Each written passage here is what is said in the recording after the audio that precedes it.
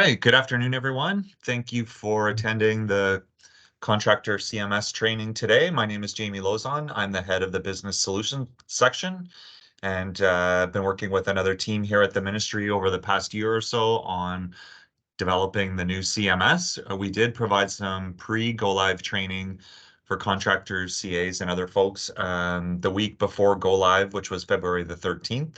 And this is intended to be a follow-up session to that session. And now that we have some experience in some areas using the system. So just a few notes about today's session. We are recording the session and we'll make this available to users, as you'll see later on in the presentation. So please be mindful of that. Again, this is a targeted session for contractors. It will focus on a bit of general functionality, but mostly things that pertain to you in your role and key applications that you'll be using. It's not able to cover everything. We do have 3 hours, so we'll be able to get through quite a bit, but it's a large comprehensive system. But you'll find that a lot of the apps work in a similar function and functionality. So the apps that we do cover should give you a good understanding of how to utilize the rest of the system. So I just want to take a moment to introduce our presenters for today. Beyond myself, we have Ryan McCarricker, who's the team lead for the Business Solutions section and an expert in all things CMS. We also have from our team, James Flanders, who's going to give you a little bit of a overview on some of the general functionality, and Eric Donahue, who is also on the Business Solutions team and will be giving you an overview of some of the material lab testing functionality and where we're at with the development of that functionality. Just a few housekeeping notes to go through as well. We will take questions sort of at the end of each module, but you're free to also put your questions in the chat as we're going through. We'd ask that you keep your microphones on mute unless you can raise your hand and ask a question when we address you, just to avoid disruptions. And I think at this point, everybody's familiar with using Teams and how you raise your hand and how you use the chat and whatnot. So those are the features that we will be using for the training. Just wanted to go over virtual training is great, and I'm sure everyone on the line has partaken in this type of training in some form or another, especially in the past few years. It can be a challenging, though, keeping focused. As we all likely know, there's lots of distractions, emails, and other things happening in our environment. For a training like this, we really ask that everyone try to focus along as best you can and avoid those distractions. Sometimes it's easy to just kind of listen and be on remote mode, but if you really follow along, you'll get the most benefit from the session. If available, if you do have a second screen available, it's great to have the presentation and demo on one screen and have your CMS app open on the others, so you can try things and follow along at the same time. So I just wanted to point that out. And if we have time, and we will have time for questions and answers, but if you have specific examples that are related to one of the topics that we're discussing in the session today, please feel free to let us know in the chat or by raising your hand, and we can even look into trying to look into a specific contract example where possible. Just want to go over some resources that we've shared in the past. We are in the go live phase now and stabilizing things and addressing issues and providing support to the best extent possible with our team and also the vendor team. So the first line of contact is really the mtocms@ontario.ca email. The vendor, KPMG, has a support email as well that we've communicated, but we will try to manage those communications first at our level and then with them on your behalf. And there's also some online resources available through Kahua as well that you can access, and through our MTO Technical Publications portal. We've been trying to post all the user guides, training presentations, tip sheets, and all the weekly updates that we've been providing as we gain experience with the system on here on a regular basis. So there's quite a bit of information compiled there now, and we do suggest that you visit this page frequently and to find all things CMS. And just a last slide, I think, for me before we get into the meat and potatoes of things. Just a bit of a status update. As I mentioned, the solution did go live on February the 13th. The first couple of months have been heavily geared towards migrating data and onboarding users. Both areas were a little bit more complicated than originally anticipated. The data migration is nearing completion. All the contracts from WBCMS, I think almost all of them are in there now in one stage or another. It's just the transfer of data caused some technical issues. So it's coming over in waves, but we're anticipating that full migration to be complete by May the 19th. In the interim, access to WBCMS read-only is still available as a backup, and that will continue until we're fully satisfied that everything is migrated over and available to users. Wanted to also point out with user onboarding, there is a step that each company must do before we can start assigning users from your company. You have to create a domain for your company within Kahua itself, separate to the MTO domain. So we've sent out multiple emails and instructions to all the companies and whatnot, and by and large, most companies have complied and provided the information and are set up and ready to go. But if you're one of the few that haven't yet, please either find the email and complete that step. It's fairly easy and quick to do. Or reach out to us at MTO CMS and we'll provide instructions on how to do that. But I just wanted to flag that once you've completed that domain registration step, there's really no other action required as far as getting users on board in the system. The ministry is managing this step for all contracts through our regional contract services. So as contracts are onboarded in the system, we will be sending invitations to users to join the appropriate group and role within the system. So just that's important because I think some firms have been thinking they need to add users once they register for that domain, and there is an ability to sort of do that, but there's no need to do that at all for MTO contracts. Users will get invited.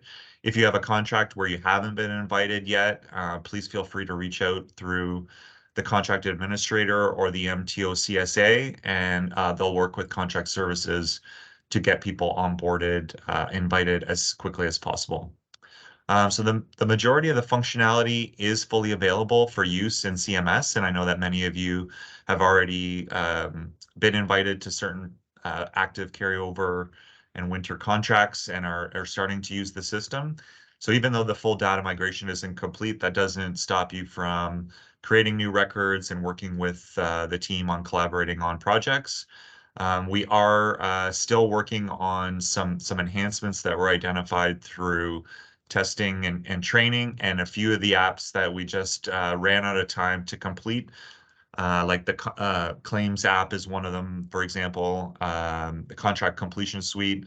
We anticipate having these available very soon for the construction season, and we'll talk more about the material lab testing, and it's in a similar situation, and work is ongoing with that as well. So that's sort of like an overall update of where things are at. We'll get into a lot more detail in the training today, so feel free to ask questions and share your experiences to date. We appreciate the feedback. We appreciate your patience as we get through this stabilization period. So with that, I will turn it over to James, who I think is going to give us an overview of some of the general functionality within the system briefly. We did provide a full session on general functionality in the past. Those sessions are available to users, and we'll continue to provide training sessions into the future, not only for contractors, but in these other areas like general functionality as well. So James, over to you. Okay. So yeah, I'm covering the general functionality of the program. Couple of things to go over. So we recommend using the desktop app when available, or even the cell phone app or tablet app, which is in the App Store. However, to use the desktop app, it's recommended to launch from the website, not the start menu. Because the way the system works, it's sort of basically a temporary browser that allows you to access the Kahua system instead of having to go through another browser like Chrome or Edge. It's always better. What you can do is you can select the Open Now option on the screen, and that will open the Kahua software. Okay, so I'm just going to jump right in to the Kahua system. We're going to go over a couple of things. When you log in, you'll arrive here at the Getting Started page. From here, you can see recent tasks, recent messages, task by app, projects. And one of the things you can do is you complete your profile. One of the things here actually that's worth mentioning is if you want to change the resolution, if you press Control on your keyboard and scroll with your mouse, just like with most things. Oh, it might take a moment to catch up to me. Fun though. Or okay, it's not letting me do it today, but you can zoom in and zoom out and change the size or resolution of your site, which will make it either smaller or bigger depending on what you're doing. Here, you can also zoom here with zoom to change your resolution. I'm going to keep it at 100 for everybody else. The other thing is there is a dark theme. I know a lot of people prefer dark theme, especially if you're working in front of a computer all day. It's better to have the lower light for your eyes. For presentation purposes, I will be presenting in the light theme. We've received feedback that it's easier to read, which totally makes sense. So the first place I'm going to sort of start you off is in my settings. In my settings, this is where you can actually change things. Under general, you can send messages. So anything that you get a message or a task in the system, sending a copy of the received messages to my email. This will basically send you a message to your Outlook. So outside of the system. And you can also summarize, and you can send summaries when you have no new messages or new tasks. So you can receive summaries, you can receive them immediately, or you can just turn them off, and that's a way to do it. One thing that's worth noting is I'm in a development environment just for the purposes of training, so I can go in and change things without affecting the fully production system. So some of these sections will not appear. So that's it. Just if you see a section here that you don't have, it's only because of that purpose. So another thing you can do is under profiles, you can update yourself. So you can click on yourself, you can change your name, you can change your title, you can add a suffix, you can confirm your company, your primary office, your mobile fax, other information, social network if you so choose, and update your picture if you want. One of the things that will matter is the signature. For signing documents, you can have a signature block, which you just type in your name under your image, and then you can upload an image for your signature for any documents that you are signing. And there's a 4-digit PIN, which you have to set in order to sign documents. The only other thing I'm going to show you in my settings is the out of office. The out of office will allow you to delegate tasks during a period to somebody who's going to act on your behalf, or somebody who will be able to cover you while you're on vacation, or if you're out of the office for a day or more. And it'll also notify the originator of a task. We haven't been able to configure the system to delegate to multiple people, so you can only delegate to one person while you're out of office, but this is where you delegate to. So one of the other things I'm going to mention about is dashboards here. I don't know how much functionality there is in this. It's just an out-of-the-box app that we are just notifying people about. You're able to add different components or widgets, as they're called. When you edit, you can add a widget. So if I have DWRs or change requests or submittals and the status of different things, I could then create these widgets, and I can resize them, change them, make them bigger if I need to know, or make them smaller if they're not that important. And then you can just, so that you can customize it with your own information, something that you want specifically for yourself. So the way the Kahua system works is everything is based around apps. When you click on the apps icon at the top, it'll first start you off in recent. So it'll be any apps that you've used in the last 24 hours or 48 hours or even longer. I recommend going to all apps, and then this will scroll down or you can press the sideways so that you can actually see all of the apps. And again, I probably have apps that you won't have. Again, that's based on the development environment that I'm in. But if I'm searching for a specific app, something you can do is search. The search function is great because if we scroll over to we can see infraction, indigenous, insurance, and then there is no invoice. But if I type in invoice or invo, it will show me that invoices is actually under contract management. So it will take me to the thing that I'm looking for. And then I'll be able to select it, which will help me find it. Whereas if I had come over here to contract management, that's where invoices is. So it is there, but sometimes it's hard to find when you're scrolling. That's why the search function is very useful. One of the things that's worth noting, and I'm just going to open the Diaries app just to share, because I think it's similar for, actually, maybe instead of Diaries, I'll open the Contractor Quantities, because this is one that you as contractors will use. When pressing New, and I'm ready to create a record. So within an app, there's three different views. There's your list view of all of your records. There's split screen, which allows you to see the list and the records you want to work on. And then there's sort of a full screen button, which opens up the record specifically to a wider version.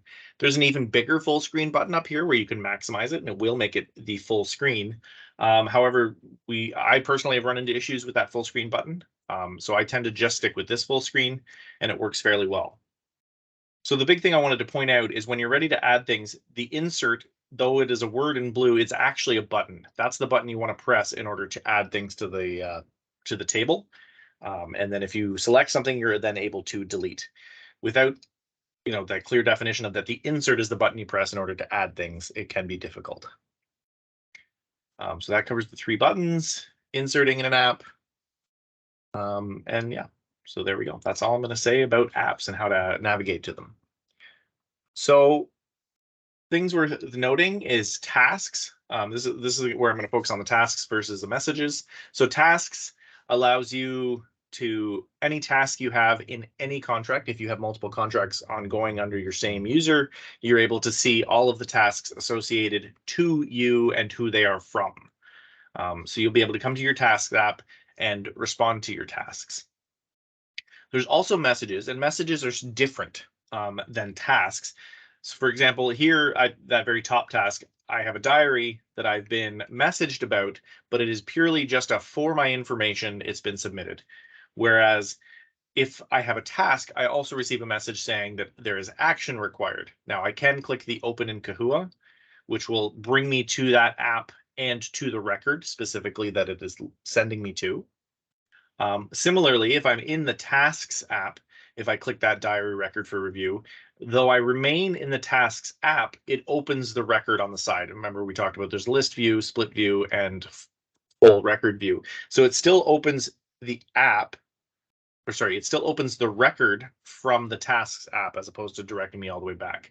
The one thing also that I should mention is that when creating things, it's not like it was in WBCMS where I've started this one. Oh, I didn't mean to do that. I've started this one, but then I can jump over to say a diary or messages. Instead of deleting that one that I've started, it's still there. You can see the little star. It's still there waiting for me to come back to jump back into. It's not immediately erased. It's not immediately removed. It's still there for me to continue working on.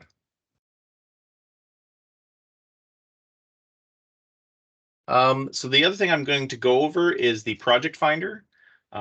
Within the project finder, you won't have as many projects as I do. Again, it's sort of an access thing, but there's a hierarchy where we have the Ministry of Transportation, Transportation Management Division, and then the region.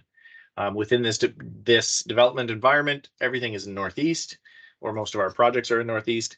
And so then within here, I can look up and down. Now, there are 79 contracts in here, so finding the one I'm looking for can be difficult. But once I find it, there's the star option. Using the star option, I can mark them as my projects. So here I can even click that one as well. Once I've identified projects as my projects, on the top here, I can go from all projects to my projects, and they show up here in a shorter list, which is easier to keep track of. Additionally, the more you're in the system, you'll end up with recent projects. And so it will show you the top 2 that you've been looking at, or like it'll show you the ones that any project that you've gone into will show up here and in the order of most recent.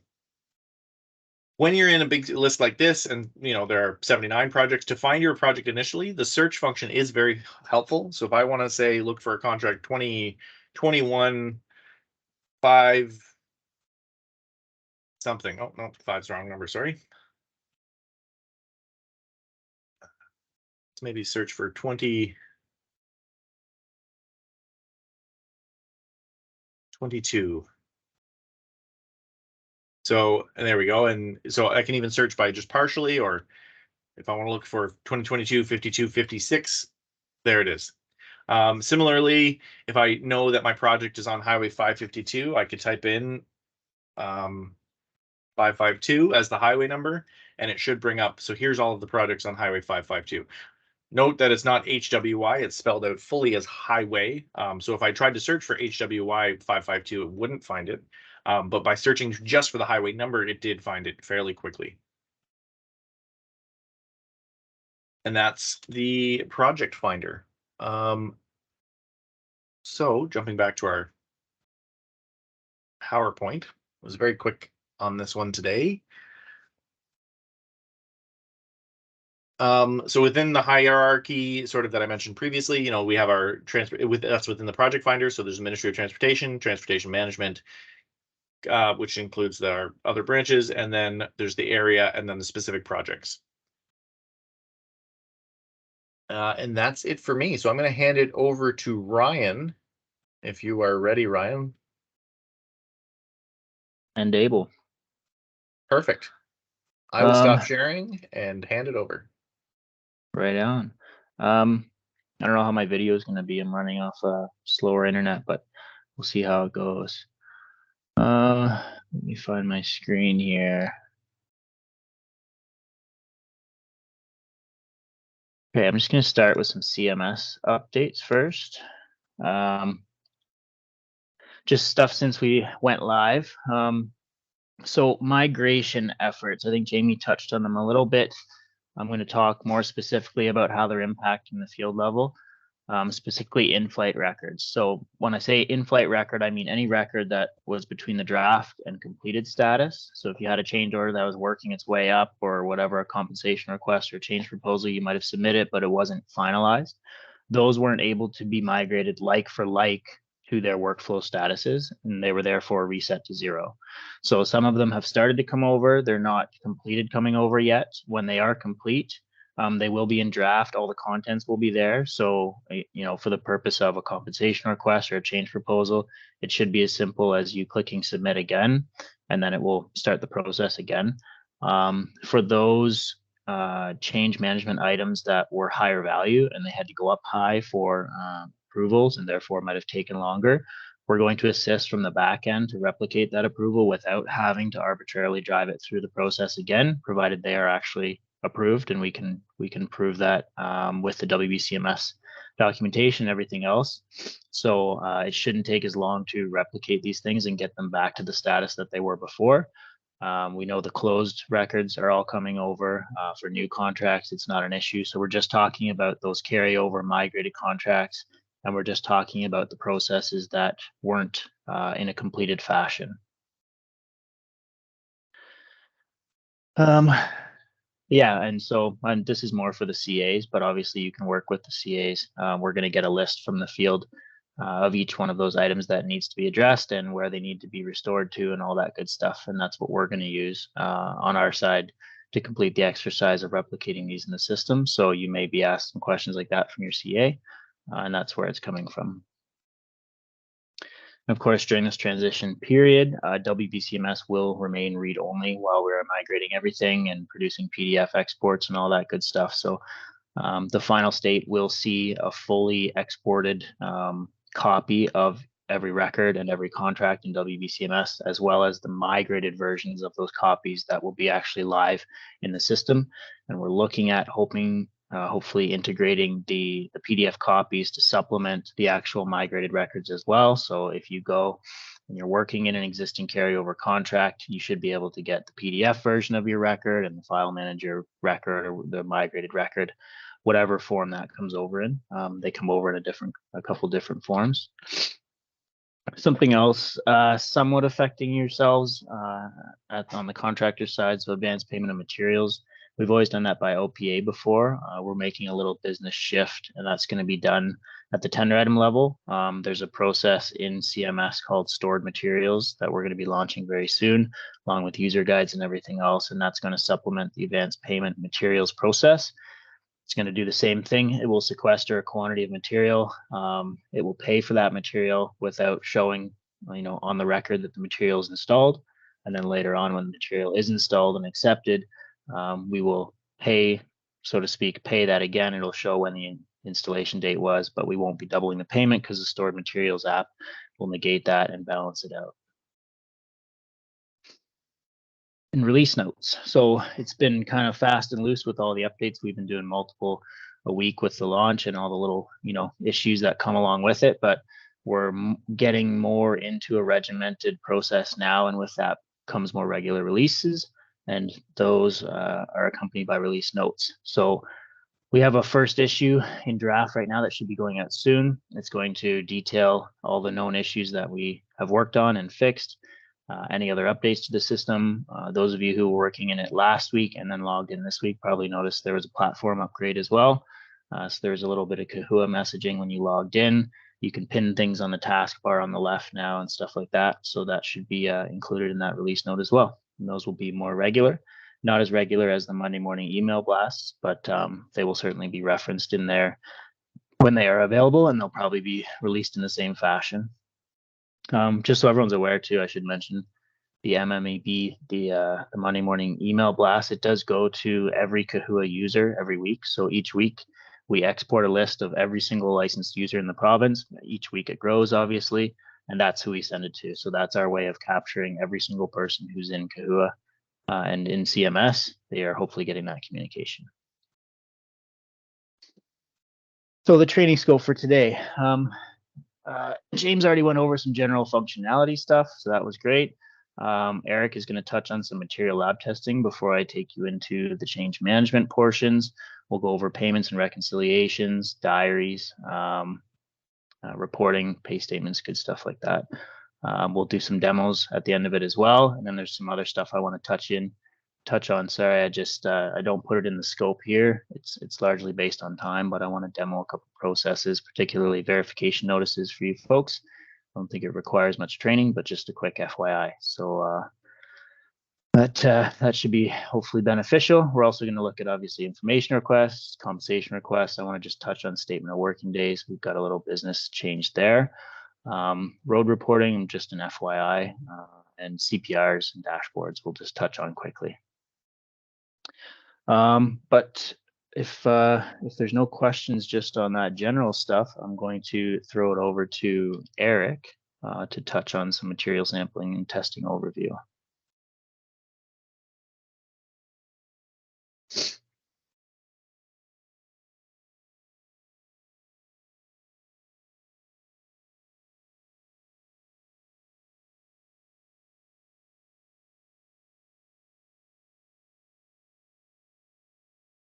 Eric, your microphone's muted if you're talking.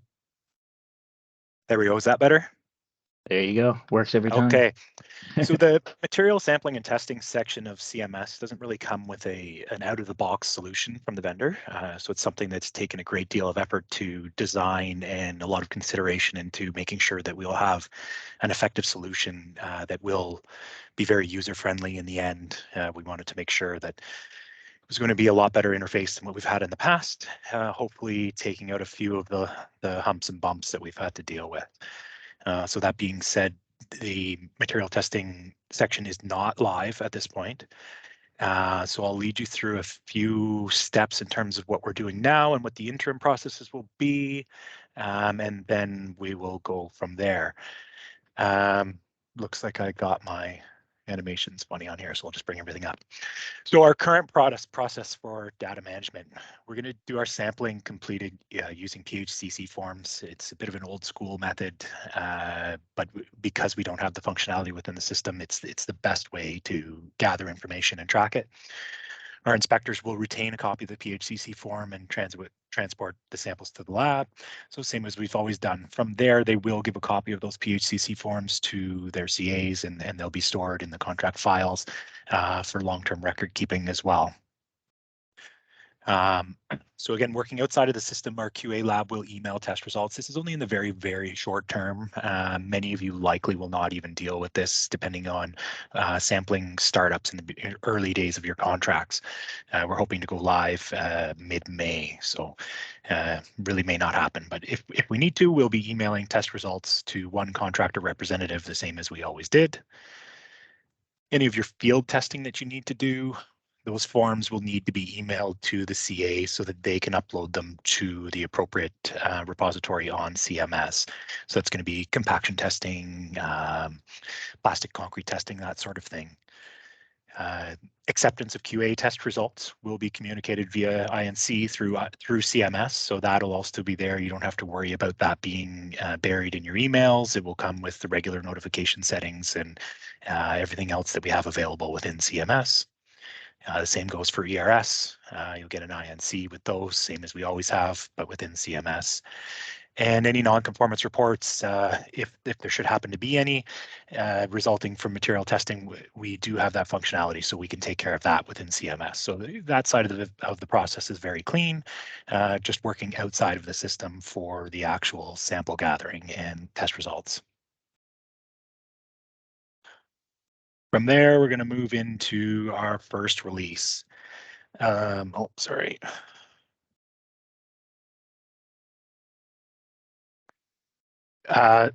So this again, hopefully will be mid-May and should time quite well with the start of our construction contracts. The sampling for any lab testing that's going to be done, that's going to be moved to being within CMS.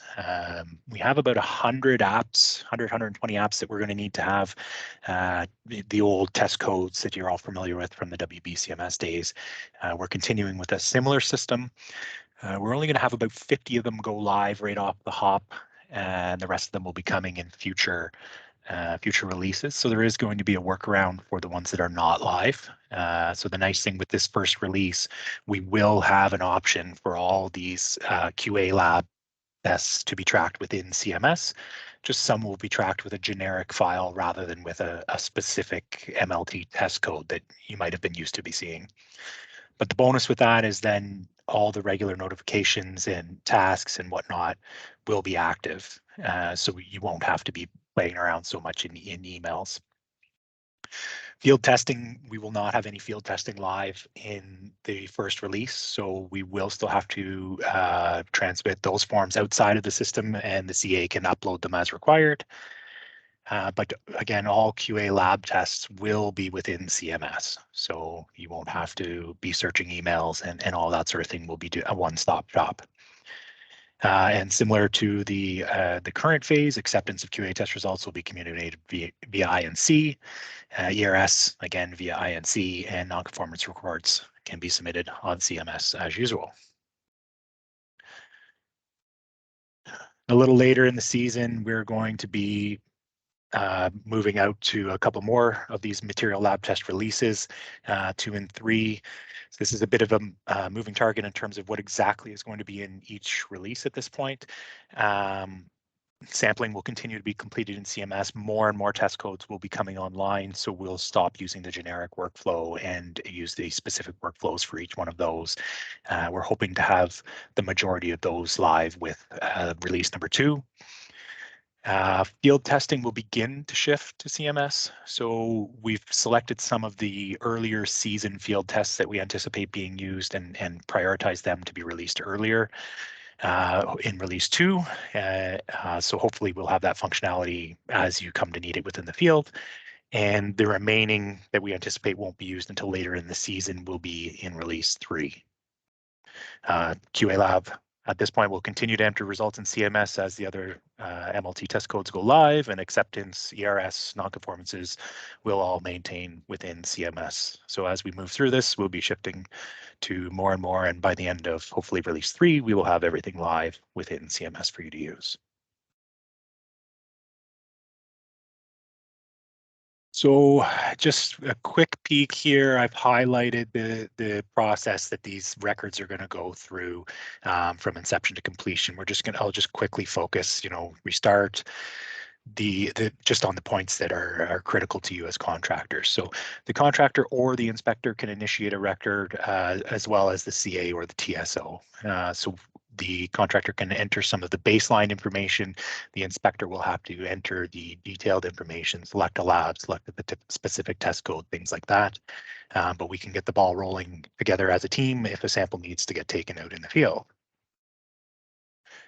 From there, as usual, they'll go to the lab. The lab will do their sample examination on delivery, and they're verifying for if we have any sample nonconformances. So it will break out into the sample nonconformance process that everybody's familiar with. If there's an underweight sample or a damaged sample or that sort of thing, we'll break into a separate process and handle it accordingly.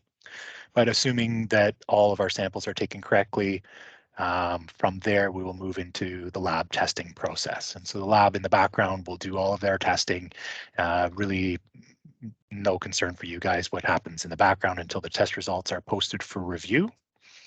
And there's going to be a sort of combined period of review at the same time the contractor can review the results. The CA will also have the opportunity to review in parallel. And from there, same old story. Either hopefully all the material is perfect and there's no nonconformance required, no pay factors, nothing like that, and we can strictly move to a closed record. In the event that there is something that needs to be addressed with the material, we would move into the nonconformance process from there. Give you a few snapshots of what the system's going to look like. Again, we're in development mode, so a little bit limited in terms. I can't show you a live demonstration like James did, but I've got a few things to give you an idea of what we'll be looking at. So very similar, we'll go into the apps app and we'll search for the tests that we're looking for. We'll have test codes in there and we'll have names for all the tests as required. So again, a very comprehensive search function to be able to get to the test that's required. And testing can be initiated by either the contractor, inspector, CA, or TSO. So we will have grouping for aggregates. This is our general workflow that we're going to be using for the apps that aren't live in the first phase. One thing you don't see is concrete in this grouping. There will be a large number of concrete apps live in release 1. And as always, you can use the search function. So this will just give you a bit of an idea as to what the information is that's required to be entered on taking a sample. Again, just the very high level, who sampled it, who the contractor's contact is. We have the date sampled.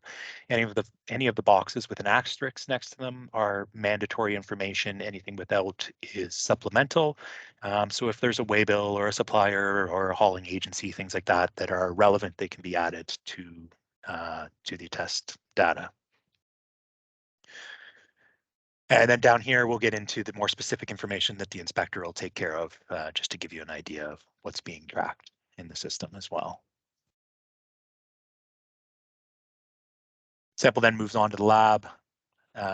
We've got a little bit more. Oh, here's another snapshot of some of the other information that will be collected by the inspectors taking the samples. Very similar to our old sample data sheets that everyone's used to seeing. And we're going to add security seals and comments and send the sample on to the lab from there. So there's a few steps that happen in the background, but ultimately the lab will enter in a set of test data through a series of text boxes for them to provide the information that we deemed was pertinent to the particular test, but they will still be required to attach the old full test reports that everybody's used to be seeing. Those will be mandatory attachments. So if you're not comfortable reading this sort of line by line breakdown view that we'll have within CMS, you will be able to go down and get to the attachments. And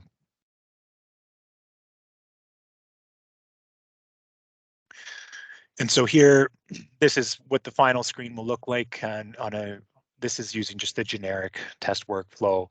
So the test results, you can see it's just a text box. If it was, the asphalt mix properties like I was looking at on the previous screen, you would see a whole bunch of relevant test data here. This one just shows a text box because it's that generic flow. And down at the bottom, references. That's Kahua speak for attachments. So if there's any, that's where the test result will be. The formal test result will be down there. The report from the lab and anything else that is pertinent will be down there. And this is where you will select your review options. So you'll hopefully will always be selecting that it meets the requirements, but you'll also have options to invoke referee and or submit non-conformance reports as required. And the CA will be doing their review again in conjunction with yours. There's a section for comments. And I believe that is everything I have, just a snapshot for everyone to see sort of what we're going to be working with when we go live. If there is any questions, can let me know now. If not, I'll hand it back over to Ryan.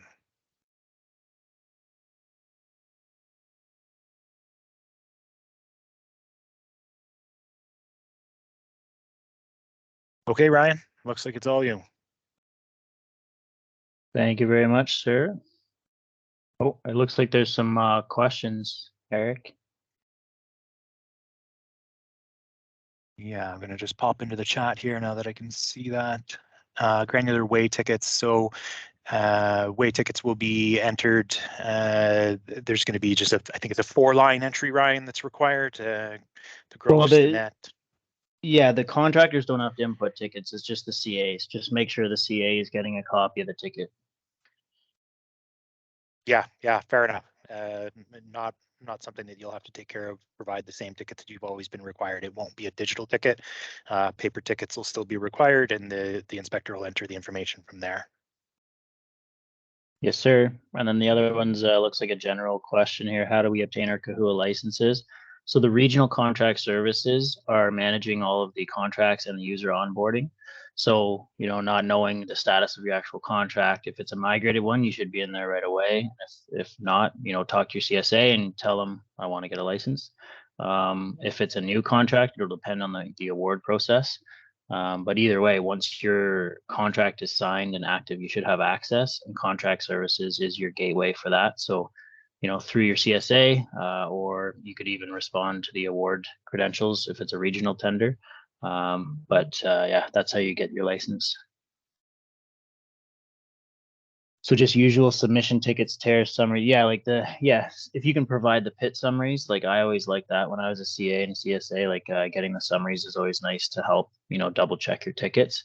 But as far as tickets relating to payment verification, that's the job of our contract administrator. You guys keep them for the exact same reason on your behalf, but that's why we have 3 copies of them, right? The trucker needs one and you need one and we need one. So we'll take care of the digital upload. We're going to do it largely based on a, you know, kind of a mobile phone thing. Yeah, that's how the tickets will get in. Okay, let me find where we left off here.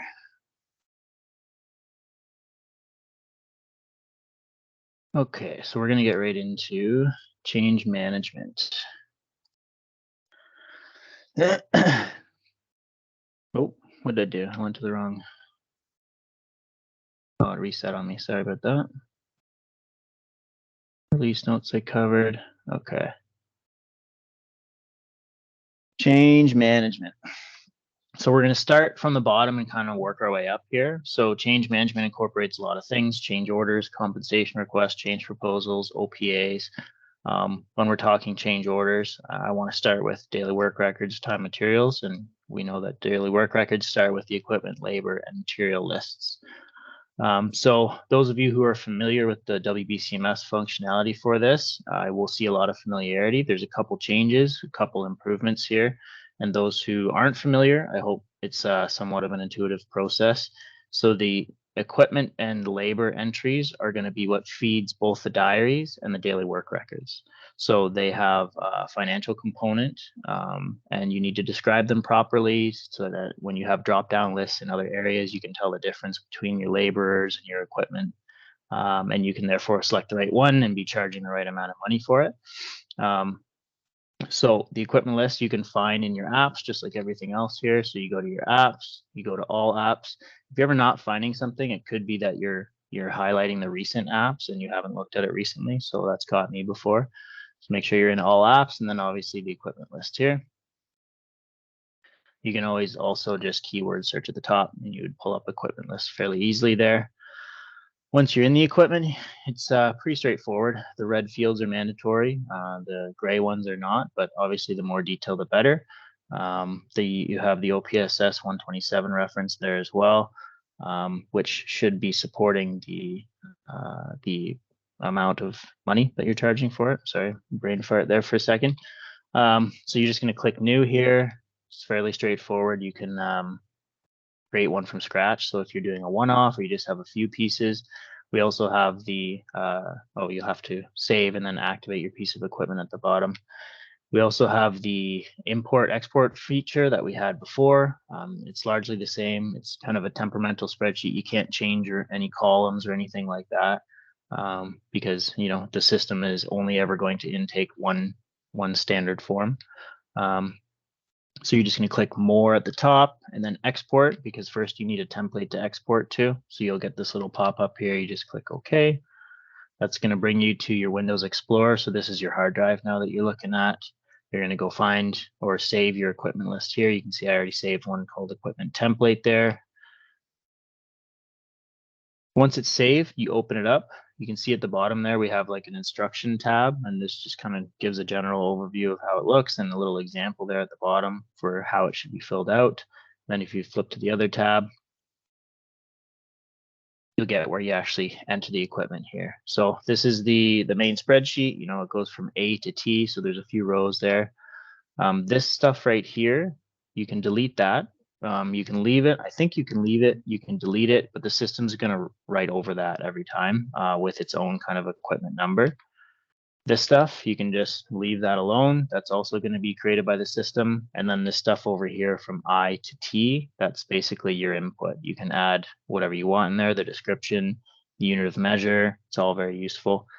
You can fill out that whole section or just fill out the mandatory stuff. But if you don't fill out the mandatory fields, you'll likely get an error message from the system because it's missing a mandatory field.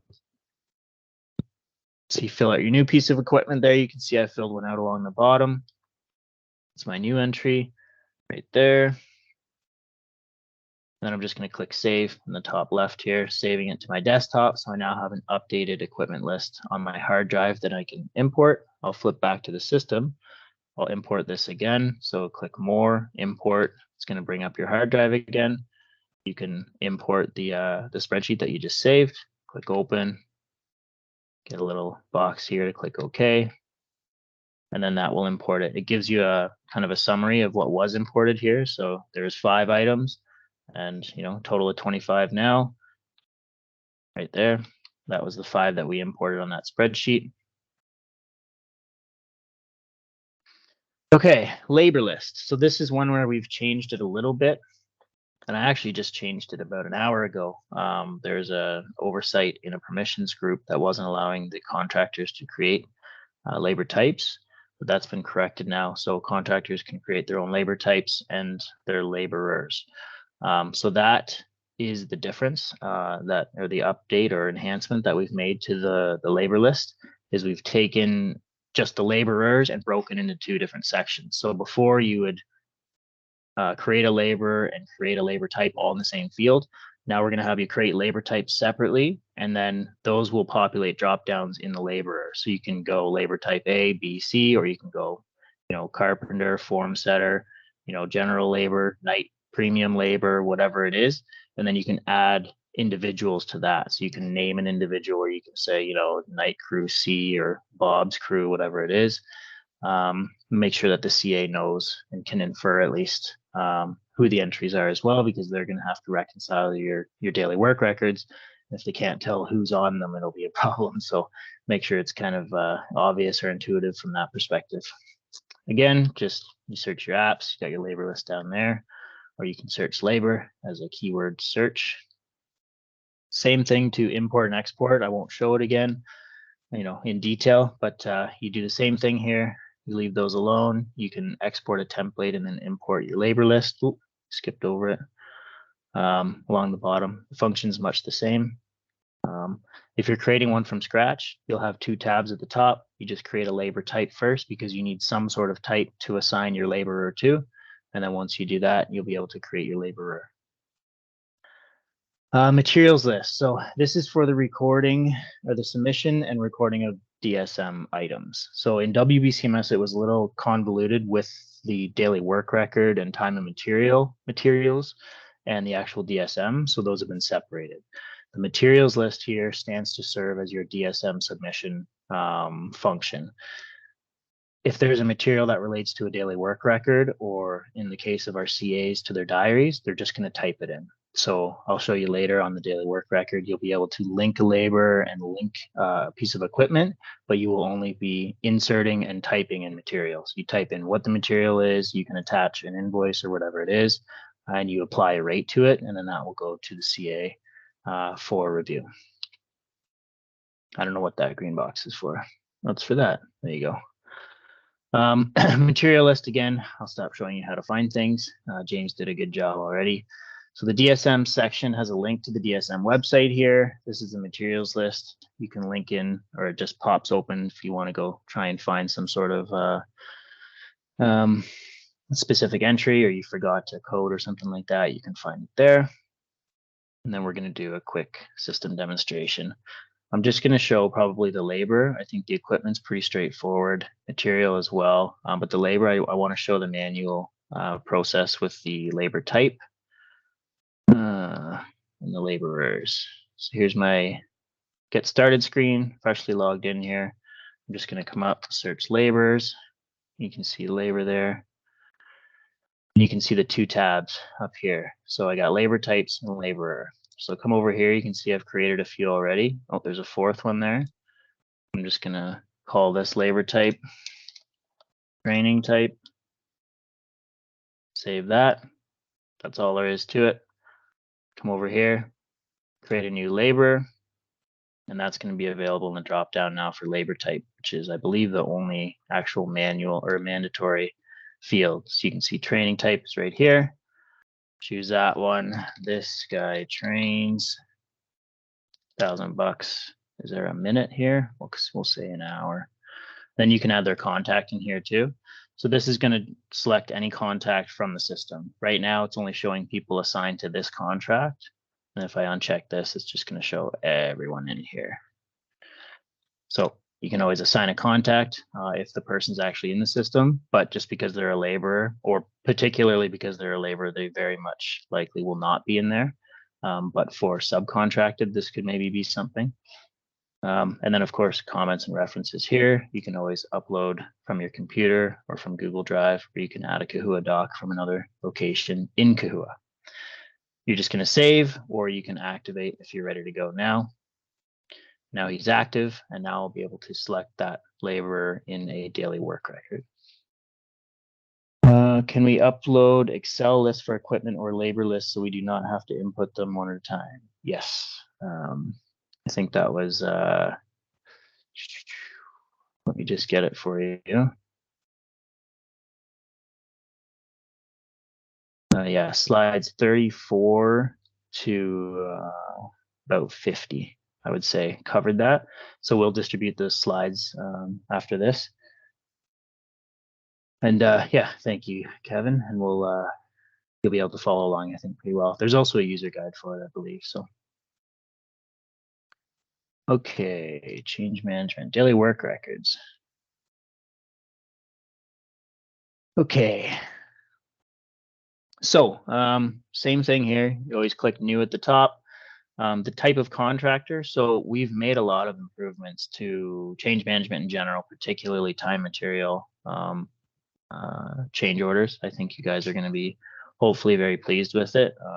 As a CSA and a CA, I understood 100% the issues with it, and I've been thinking about the fixes for years, to be honest. So we finally got to apply those. I hope they're going to work.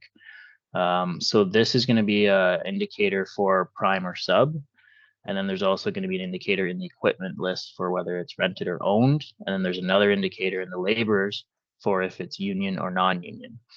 And the thing, I'll cover TMSPs here in a minute, but it's important now to understand that we have the ability to link multiple TMSPs to one change order, which means we can separate prime laborers onto one, sub laborers onto another, union, non-union, all that good stuff.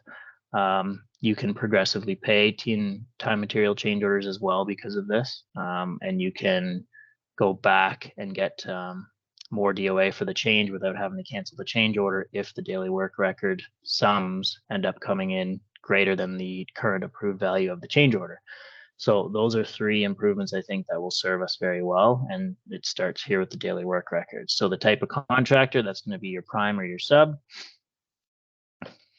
Then your subject here, that's where you'll pick the actual person. Clicking link labors or link equipment. So this is what I was talking about with the material list. You can see here, you link your labor type and you link your equipment.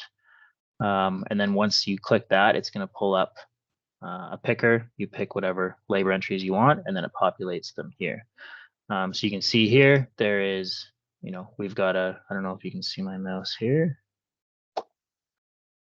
So we have we've got Jim, we've got Dave, one's union, one's non-union. I input the hours, and then I linked a piece of equipment here too. Looks like no downtime, nothing, but they ran 5 hours as well. And that would be input by the contractor, by yourselves. Materials, I already talked about that a little bit. You can see up here, it's as simple as just typing them in. You add lines, you needed a box of nails, whatever. You put the prices in there. You should attach the invoices to the daily work record if you have them, but understanding you very often wouldn't have them at that time, or they're sitting somewhere in your truck cup holder or something like that. And the TMSP will also allow you to add or remove material and attach supporting documentation for that. So I think my expectation would be at least it's in the TMSP, but there's full capability to support that material entry anywhere. The notes log too.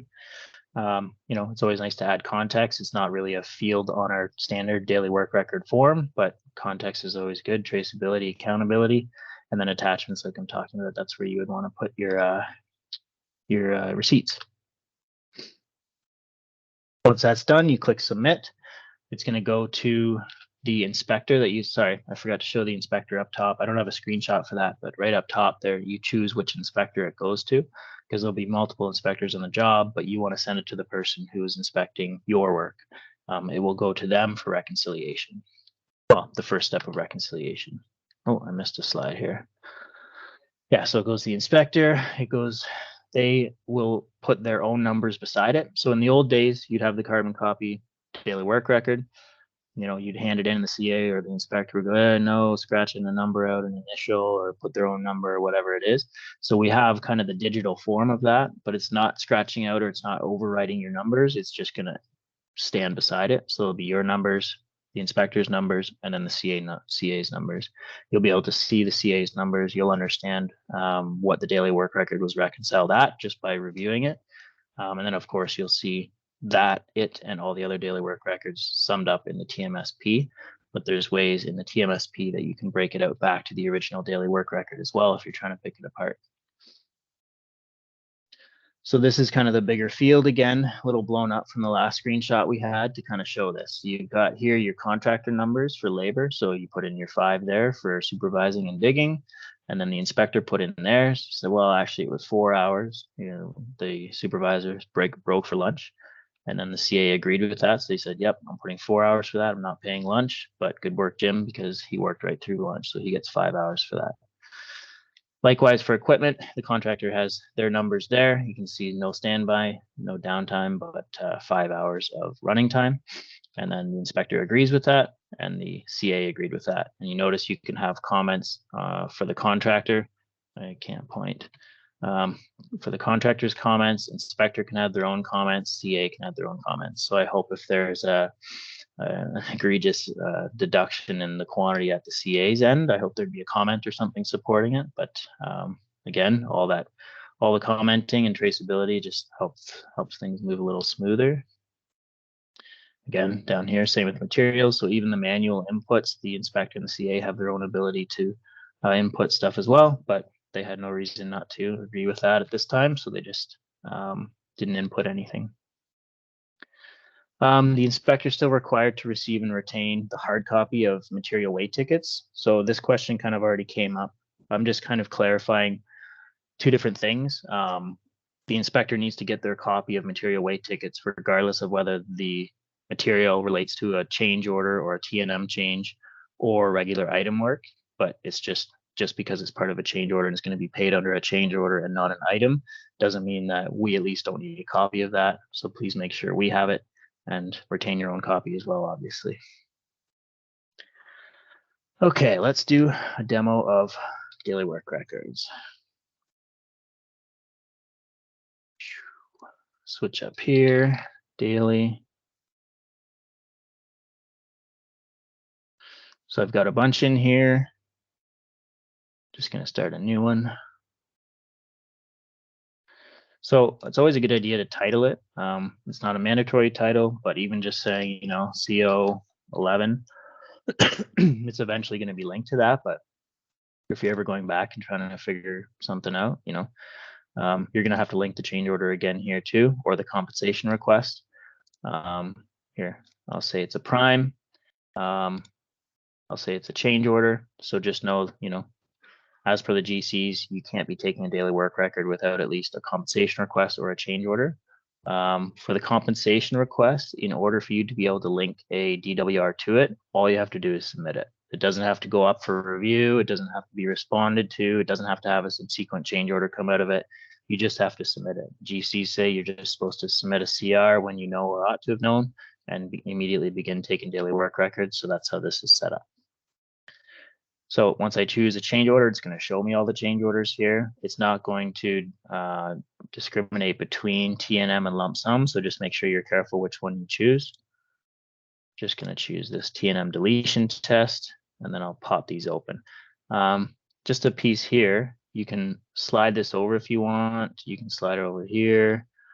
These buttons down here help you do a little split screen. You can go full log view, and you can see that my record is kind of minimized over here, or I can go full screen and I really get a good view here. So I like this one for filling out stuff like daily work records.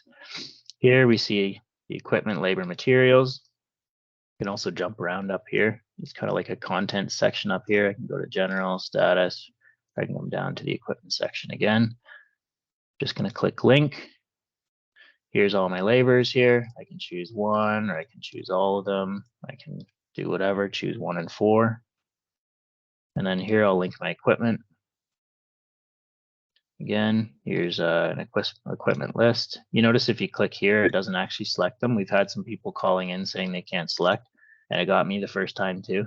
You have to pick over here in the little boxes. So I won't do that many for the purpose of this, but oh, did I not pick one?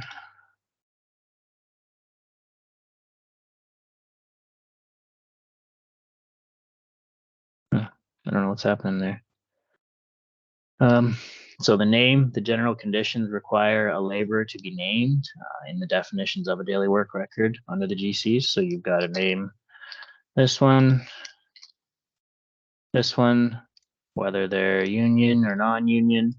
So these are union prime contractors.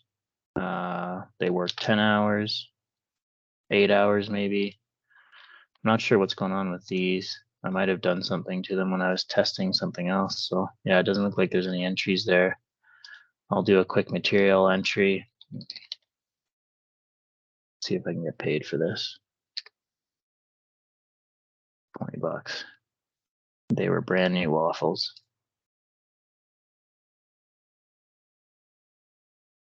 Okay, I'm going to save this. Oh, contractor. Oh, I forgot to add hours. Did I? Oh, equipment. Yeah. There we go. They just weren't showing up there for a second. So I'll do 2 hours, 2 hours. You don't have to put the standby time in, so you can just leave it at 0. It will revert to 0.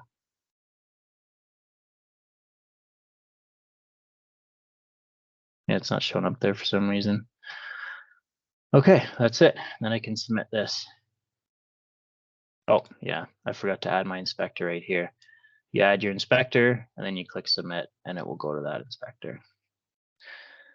Can you duplicate a previous daily work record and pull it up the next day for repetitive operations? So that's something we're looking at for both daily work records and diaries.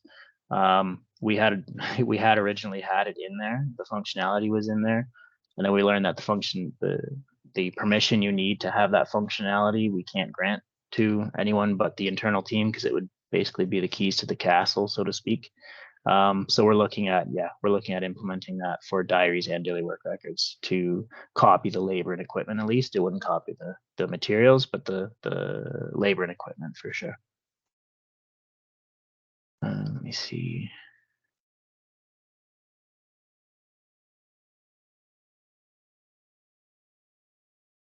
Get out of here. Yeah, so right up here. Yeah, these are all closed. Right up here, we're going to put a copy button. We're hoping, and then you can copy a previous one onto the next day. But stay tuned for that. Okay, I don't think there's any questions there. Well, just that one. So moving on. Time materials summary for payments. So this is what I was talking about already.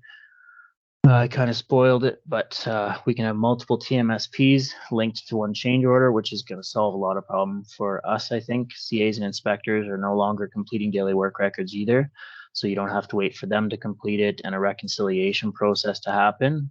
It's going to function the exact same way it used to. So in the paper-based days, the contractor would complete the daily work record, give it to the inspector, who would initial it, change it, whatever, and then they would give that copy to the contractor, another copy to the CA, who would then review it, review the diaries, determine the final numbers, and that would be it. So that's how it's going to work in the system as well. The daily work records that are linked to a CR, which then results in a change order, will also be pulled over. So there's some issues in WBCMS if you submit a compensation request and link a bunch of daily work records to it like you're supposed to. When that becomes a change order, it was sometimes problematic to have those daily work records pulled in and be linked to the subsequent change order. So we've repaired that. So you can full on take daily work records, link it to a CR, and if and when a change order is produced, you can continue linking it to the change order. If it's not produced, then you have daily work records to support your claim or your compensation request, whatever it is, another one. But that's how that works.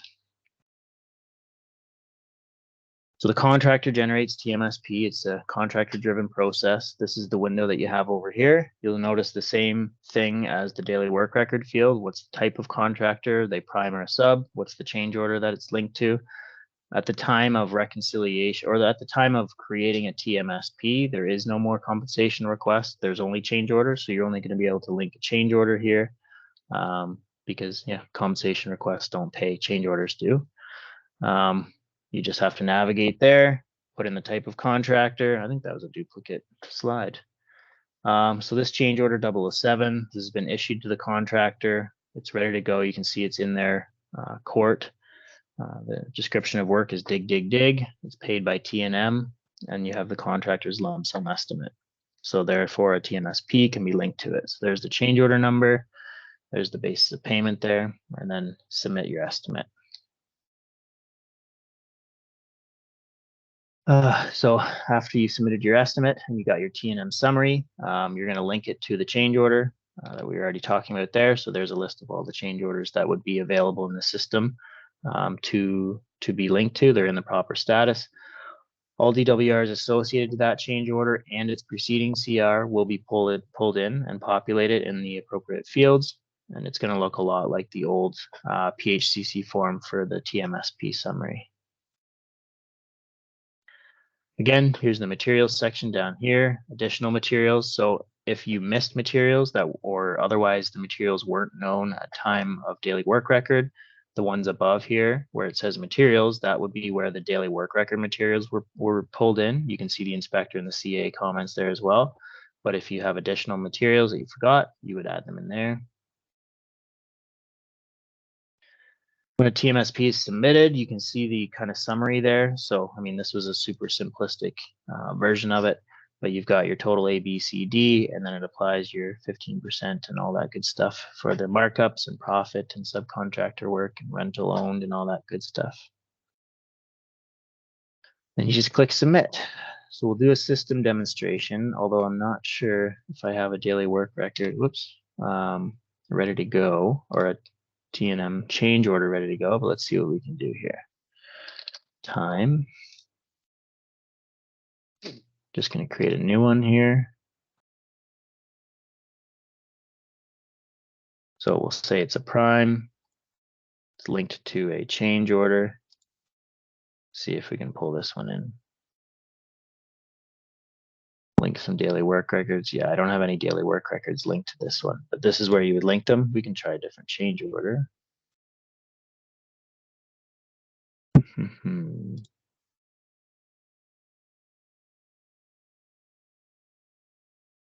No, sorry. I don't have a reconcile daily work records set up for you. But all you would do is link in your daily work records here. You click whichever ones apply. You would click select down here, and then they would auto-populate, and you would see the same summary here that I had in the screenshots. You'd see that. That should populate through, and then you would save and submit. It'll probably let me submit a $0 TMSP here. I'll just leave that one open. Maybe this one has some.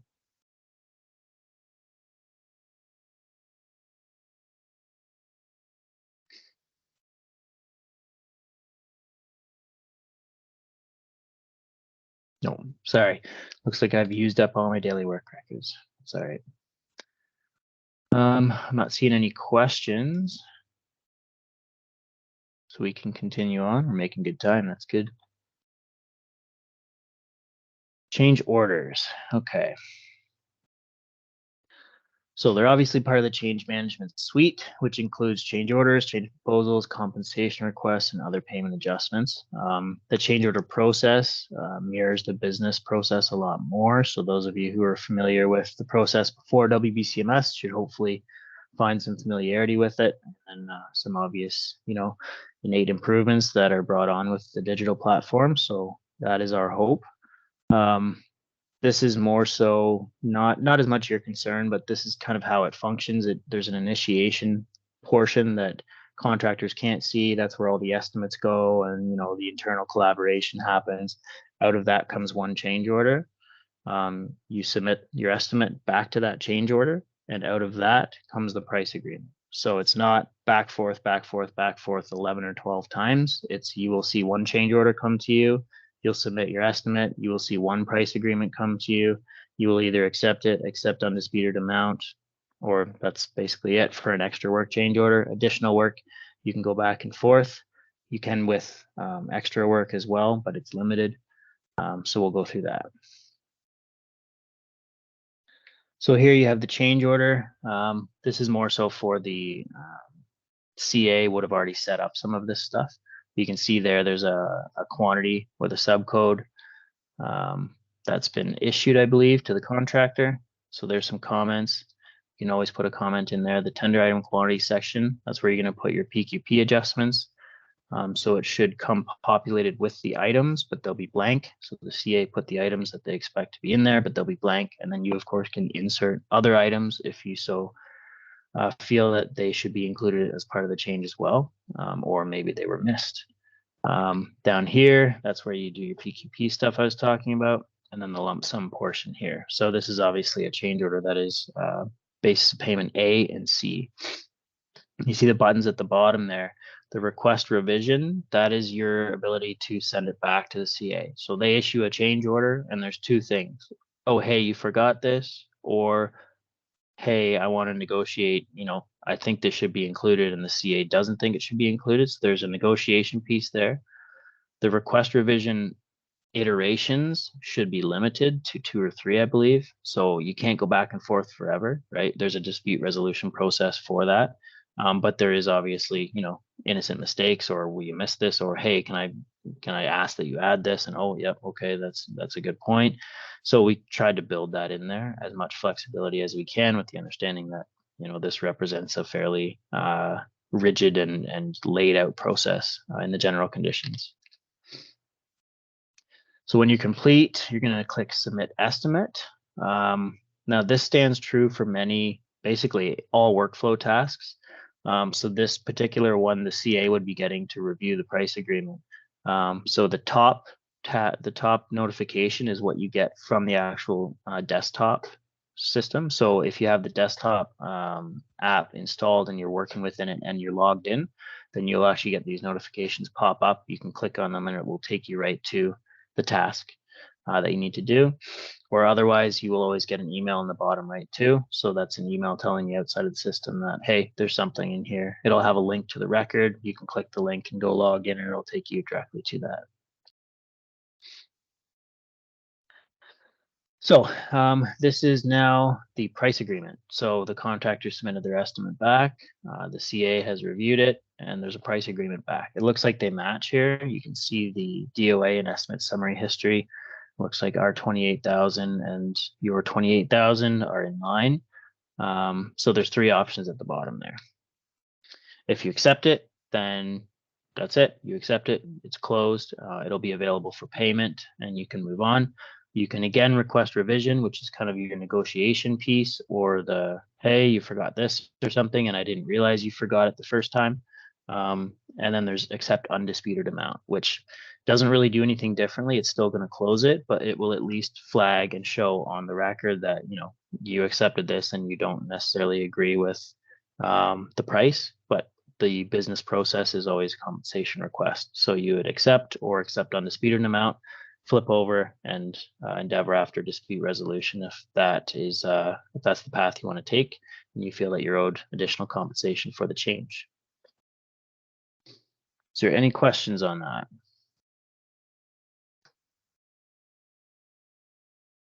All right, let's do a system demonstration of a change order quickly here. Go to change management. Now, a lot of this you're not going to see, like I said, so, you know, don't necessarily think that you have to do all these steps. I'll let you know when you would be seeing it, but every change management starts with a change management shell. This is going to be what carries it through the process. So all it needs is a title. And then I'm going to create an initiation from that. Start processing.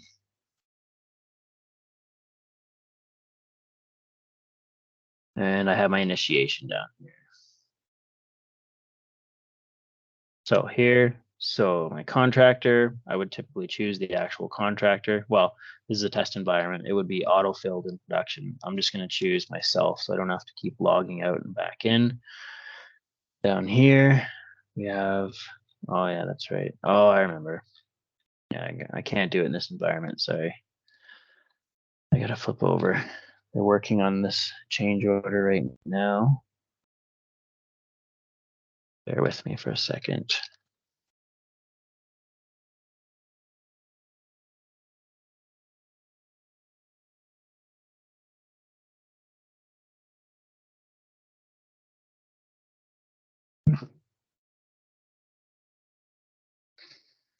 All right. I'm going to go into this one.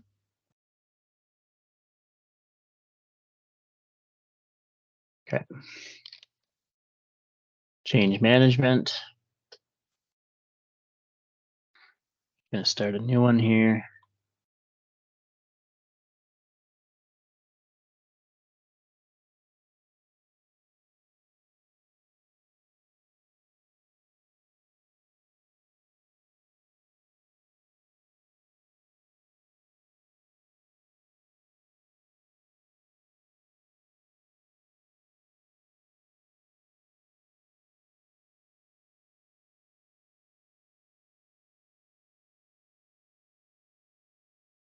Okay, so now we have an initiation. Again, this is the internal portion that you won't be seeing. This is where the CA is going to upload their estimates and their supporting documentation, their whatever memos, depending how expensive it is. We'll do a lump sum here and a PQP. So you see here, as it's added and removed, the fields actually appear and disappear. So you shouldn't be seeing any fields that don't relate or don't require interaction.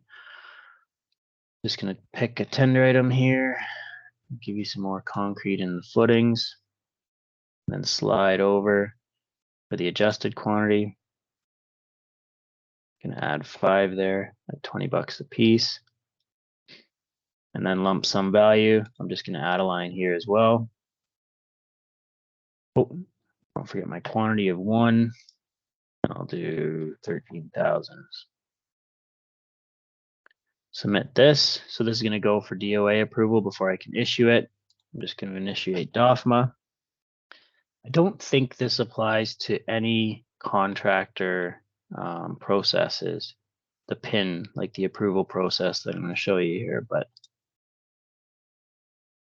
here, this is what it looks like for us. There's my little notification. You see it pops up to say you have a task. This is our COACE form. I don't know how familiar contractors might be with it, but this is what we used to use to prove that we have permission to spend the money that we're spending above our financial authority. And then when I click approve, it requires a PIN here that you set up in your profile.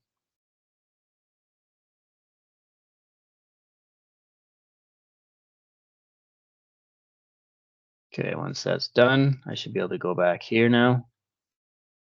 Got my DOA status is approved for 13,000 plus the $100 in, what was it, 5 or 10 cubes of 1 cube. I can't remember what I put in there of concrete. And I'm just going to create change order. Again, it's going to process from initiation to change order. This is the ministry officially issuing a change order. So when I click this button, it goes out. That's the same as me printing out my old CAS forms, filling them out, signing them, scanning them, attaching them to an email and sending them to you, asking you to print, sign, scan, return. That's what I just did there. Or sorry, right now, issue change order.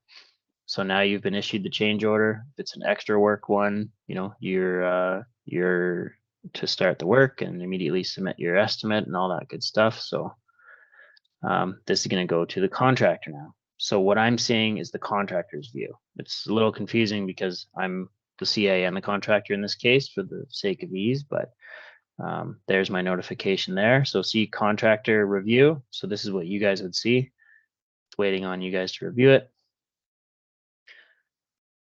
Again, come down here. Oh, sorry. Oh, that's a comment. Never mind. I was going to say it should be showing me my item, but there's my item. Let me blow this up for you. So here's the item. See, I've got everything here. I have the subcode, but I don't have what the CA's number was. So I don't know what they put in. I think I put in 5. Yeah, $100. And then down here, here's my lump sum. You can see I have a quantity of 1, so that's good. And then you can just put in your 13,000 here. Don't worry about the activity code. Those will automatically fill. And then you save. You don't have to save. You could submit right away. I just want to collapse this back here.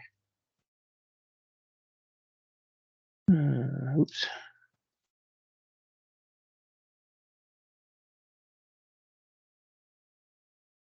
So there I have my estimate ready to go. You can see here, this is what this is the total sum of what you have.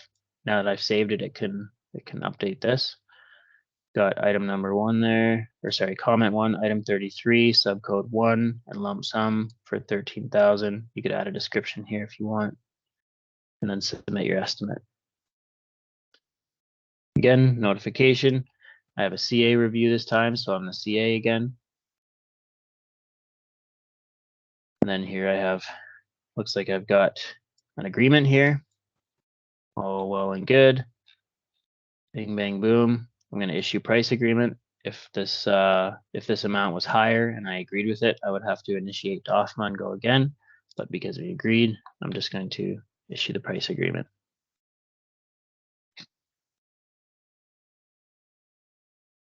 There it is one more time for the contractor. Review the price agreement. You notice I'm working in my tasks now. When you click the actual little notification on the bottom, it takes you to the tasks. But you can do things directly from the task list, and these won't disappear until you do them. So you can see my change order here. Actually, I have one here waiting as well, but right here, you can choose this, and here's those 4 buttons that we saw before. So I can just accept this, and that's done. So you won't see this either, but those are your only 2 steps. Submit your estimate and sign the price agreement is really all you have to do.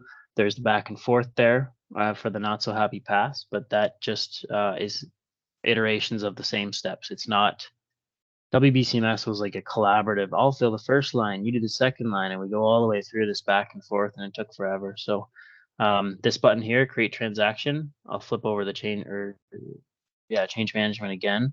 That's going to put it onto the transactions tab, which you guys don't see as well. It's kind of a back end, function of the system that basically queues things for payment. So you're going to be able to see this change order 10 now. Oh, where'd it go? Oh, I never created the transaction. There. Save that. And now you have the transaction. I guess the original contract amount was only $845. So I just definitely earned my bonus there. But that's it. So it's on the transactions tab. This will be picked up by the invoice. So is there any questions with that?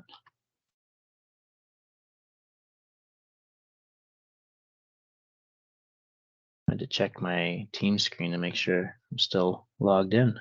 All right, contractor quantities. So you'll notice a little difference. We're not doing, whoops, what did I do? There we go. We're not doing item postings anymore.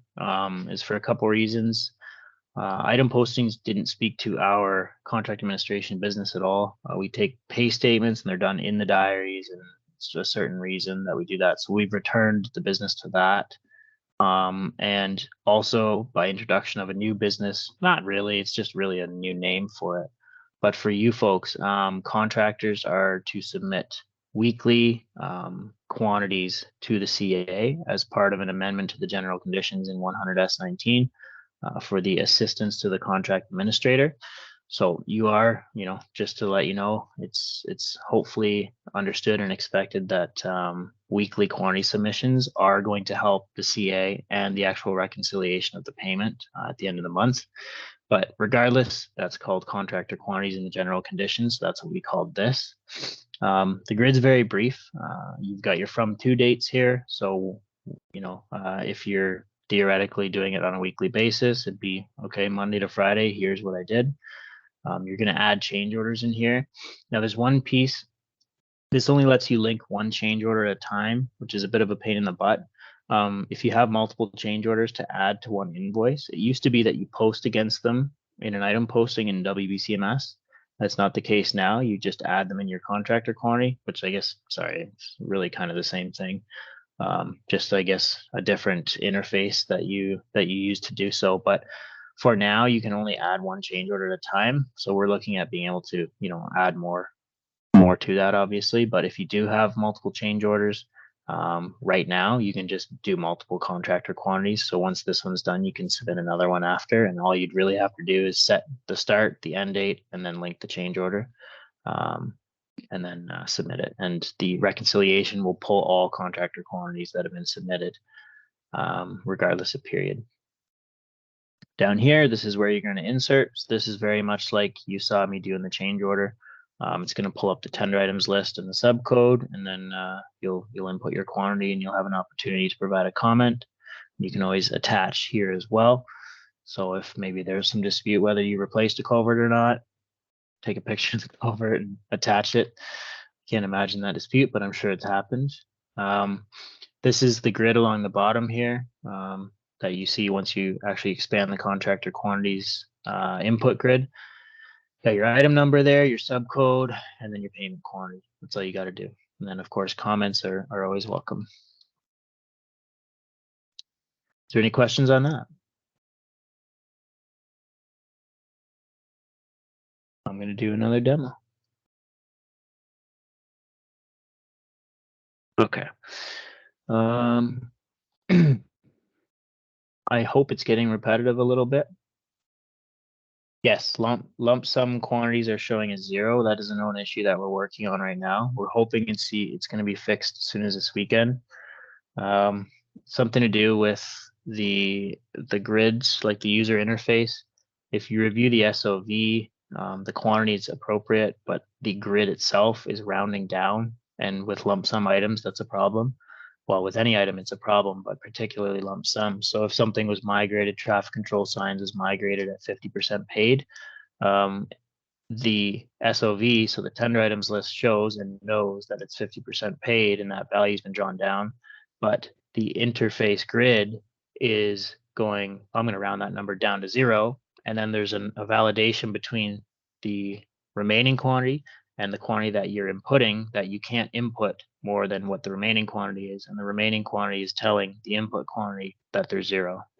So that's the issue. We kind of just sprung up on us, but we are working diligently to fix that because that's an issue. So for sure. What am I doing? Contractor quantities.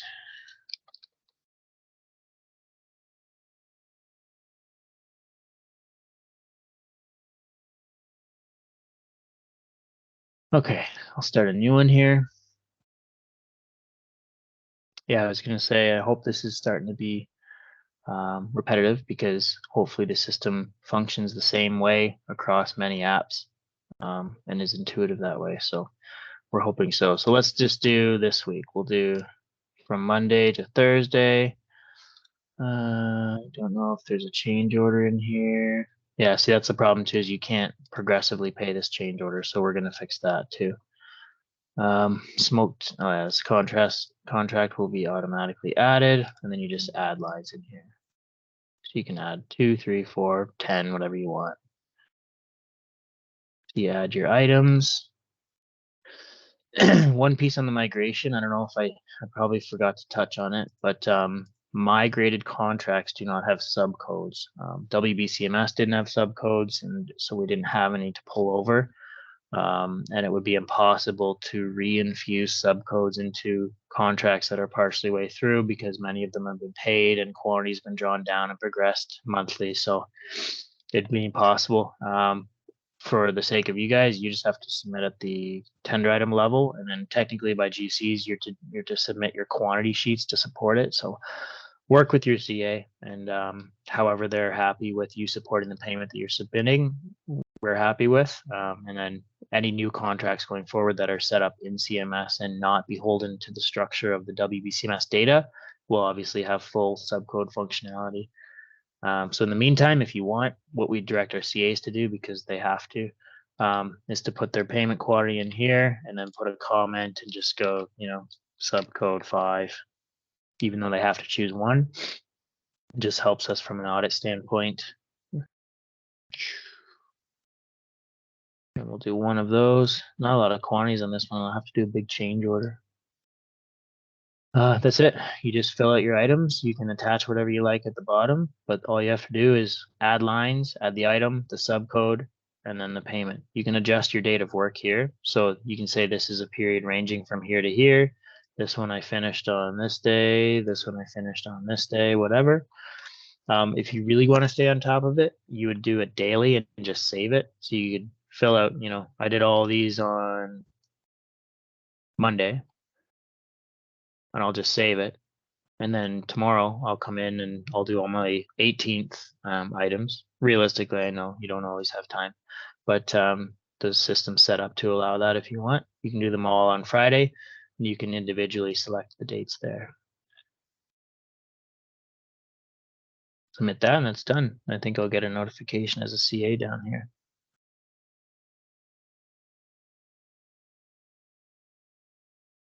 That's done.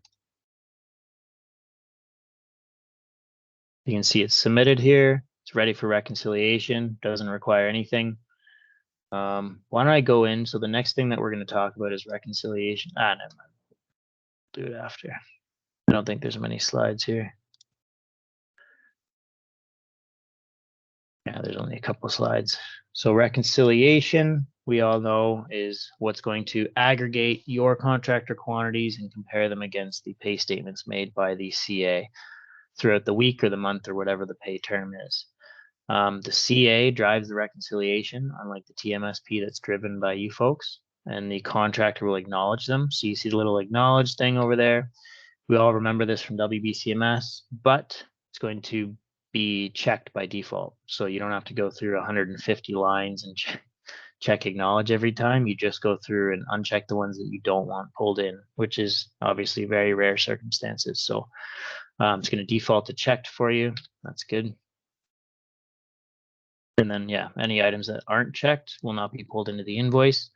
There could be a legitimate reason for this. When I trained web-based, I always use the example of, you know, you submitted your bid with a price for the item, and in the time between award and work, the circumstances in the field have drastically changed. The bridge is underwater now. You can't necessarily resurface the deck because of a flood, and now you need divers to come down with scrapers, do whatever else.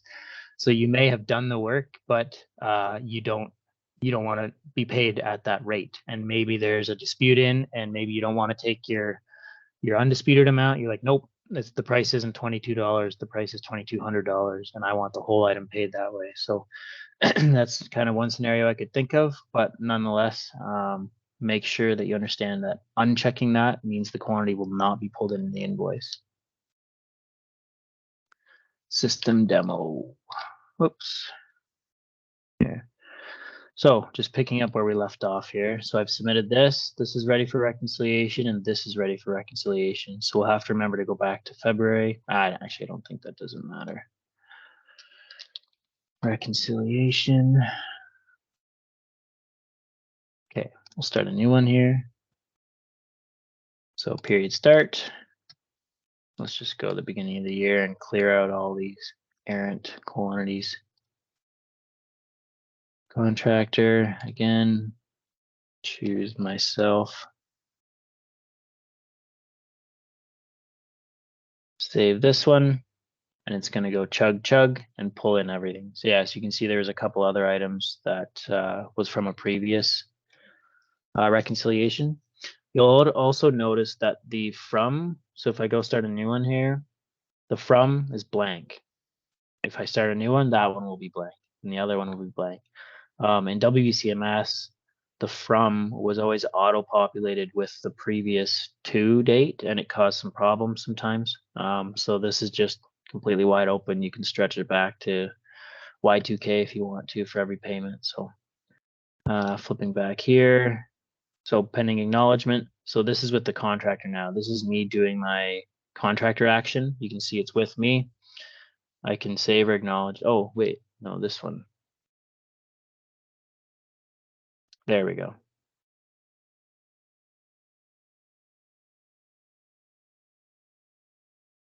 Yeah, okay, so there's all my quantities there.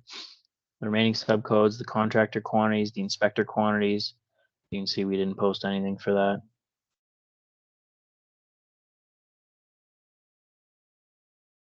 And then pending acknowledgement. So actually both of these are waiting on the contractor's action. There's my little notification window. Now watch on the left, very left of the screen. I'm in the reconciliation app right now. If I click this task, it takes me to the task app. I'm now reviewing the reconciliation task, and you can see this reconciliation task that was in the list there from the 17th is right there as well, waiting for me. So here I can pop this open. Here, everything is automatically toggled here. I can uncheck it if I want, do whatever I want here, come back. I can just acknowledge this. It's done. It'll get pulled into the invoice. I'll acknowledge this one too.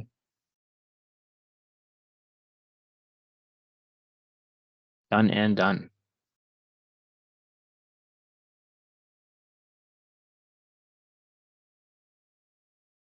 Okay. Invoicing. Now that we have some reconciliations to do. So the invoicing is mostly automated. It's a lot like WBCMS that way. You know, it really represents a summary of other processes. So your tender items, your pay statements, contractor quantities, your change orders, your OPAs, claim payments that have gone through, ERS adjustments that have come through OPAs, other OPAs for you know, incentives, disincentives, whatever it is. all that stuff must be done elsewhere in the system, and then it just arrives on the invoice upon generation, and it's slotted into the appropriate line with the appropriate calculation, holdback, no holdback, interest, whatever. So not interest, tax, sorry. So, you know, I always said with web-based, and I continue here, if there's an issue with your invoice, you're not going to fix it on the invoice, you're going to fix it elsewhere. If you're missing a change order, you have to go look at the change order, figure out the status, figure out where it's at, why isn't it in the invoice. Same with OPAs. If there's a tender item missing, you'll never be able to add it in the invoice. The only manual manipulation you have in the invoice is to release holdback. You still have your general sections, so A, B, C, D. This is just kind of the top end, the details. You get a lot of good information from a lot of the general and the details sections here, or of any app really. Here's your section A, so it's a pretty basic invoice just based on the test environment we have, but you've got all your ERS, asphalt, concrete, soils, blah, blah, blah. We've got all that separated out for you. And then section B, C, and then section D is there as well. You can see there was, what was that? Subtotal. Oh, yeah. So you have $8,800 in holdback. So you got $7,200 tax. Bam, there you go. And we'll do a system demonstration. So I have reconciled quantities that are ready to go. I'm just going to run an invoice. Submit a new one here, or create a new one.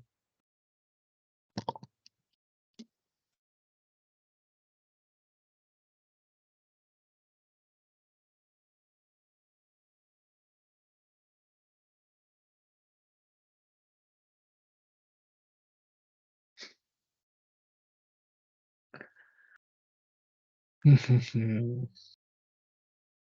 there it is. Sometimes you have to click save to generate it and kind of make it chug to pull stuff in, or I found in the past, but it looks like it's pulling everything in here. These look familiar from the pay statement or contractor quantity and the reconciliation we just did. And then one of these I think is from the previous one in February. Looks like you're getting $5 each for all those. These are great prices.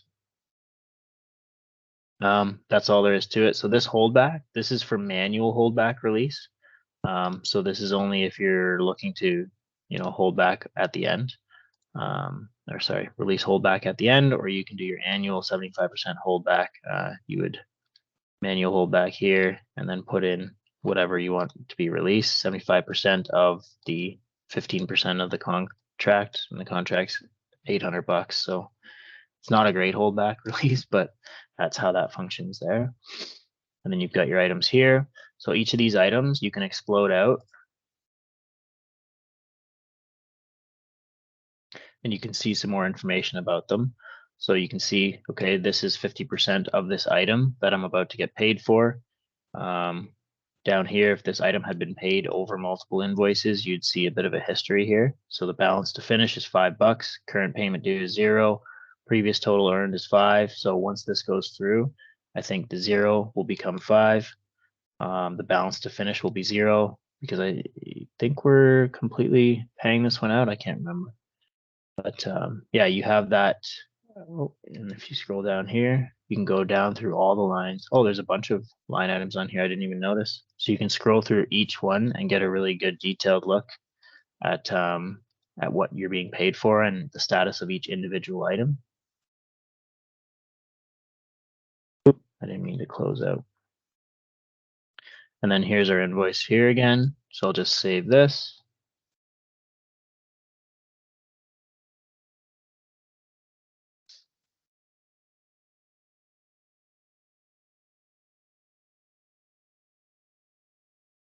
Click generate.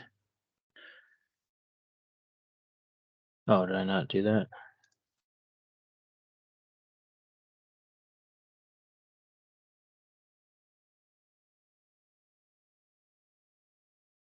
Forgot the period from and to.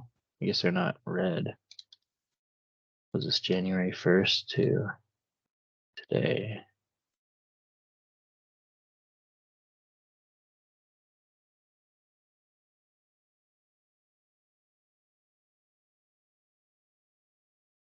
There, that's all there is to it. This recommends now is where I'm with the CA, so I would recommend the payment up to my CSA, provide additional information, would send it back to you in case something is missing. Okay, I don't see any questions. I think we're almost done, which is good. Information and compensation request.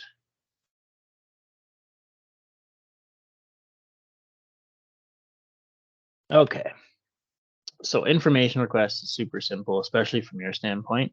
There's some internal stuff involved with the IR and CR for both the CAs and the CSAs. But for the purpose of you folks, it's based exactly on the PHCC form. There's a mandatory general section or subject section, sorry.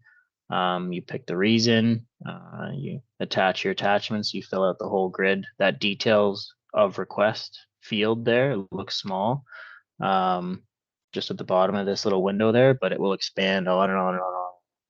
We made sure that all the fields are ample with character counts. It's very similar to the compensation request. Sorry, it's very similar to the information request. You fill out the details section again. I got my squares mixed up. I think I'm missing the screenshot altogether there. Sorry about that. You fill out the details section. Responses to CRs are also provided within the same record. So once you submit a CR, you'll get a response back. It'll be, capital R or capital D decision, whatever it is. And then once you get it back, you've obviously got your three avenues: your accept, your adjudicate, or your elevate. And the adjudication functionality has been built into the system as well. So importantly for you folks, adjudication, if you elect adjudication on your compensation request, you then are engaging an ODEC process, right? So how the system is going to operate, you will click adjudication. That's your cue to then go to ODEC and receive a certificate of adjudication. You return that to the system and upload it and click another button, and that will officially start the adjudication process and timelines. Adjudication happens outside of the system, obviously, but the decision will be returned to the system. It'll be input by the manager of the claims office, and it will automatically enact against the contract. So if there's a payment that comes back from an adjudicator, it's going to circumvent your invoice. It's going to go right to PPS and right into your bank account. We're not going to have to set up an OPA. You're not going to have to invoice us. The check will be in the mail. With the time will automatically be affected against the contract. There won't have to be a change order. You won't have to submit another stupid like extension of time request like you used to have to, or even a compensation request to force the system to allow that adjustment of time. We're going to do that in the back end. That's part of our R5 scope that we are starting on Monday, actually. So we hope to have that functionality out and available very soon. We'll just do a quick, I'll show them both here really quick.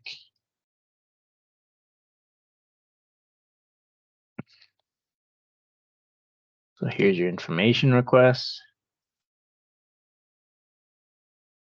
Start a new one. There's my mandatory subject line. Mandatory. This is a situation that's different here. And just to show you,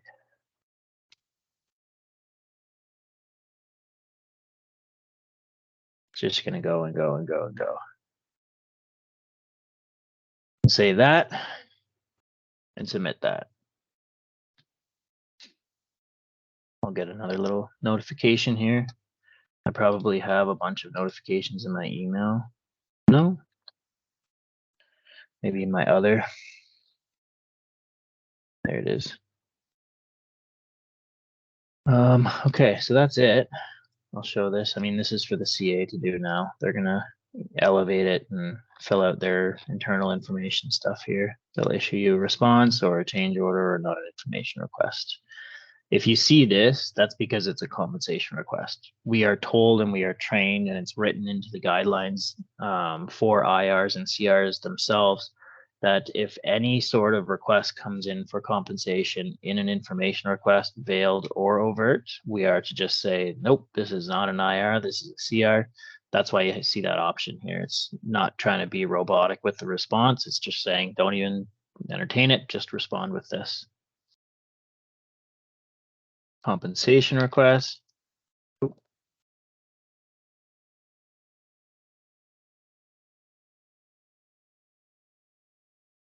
So again, just a subject line, mandatory subject line.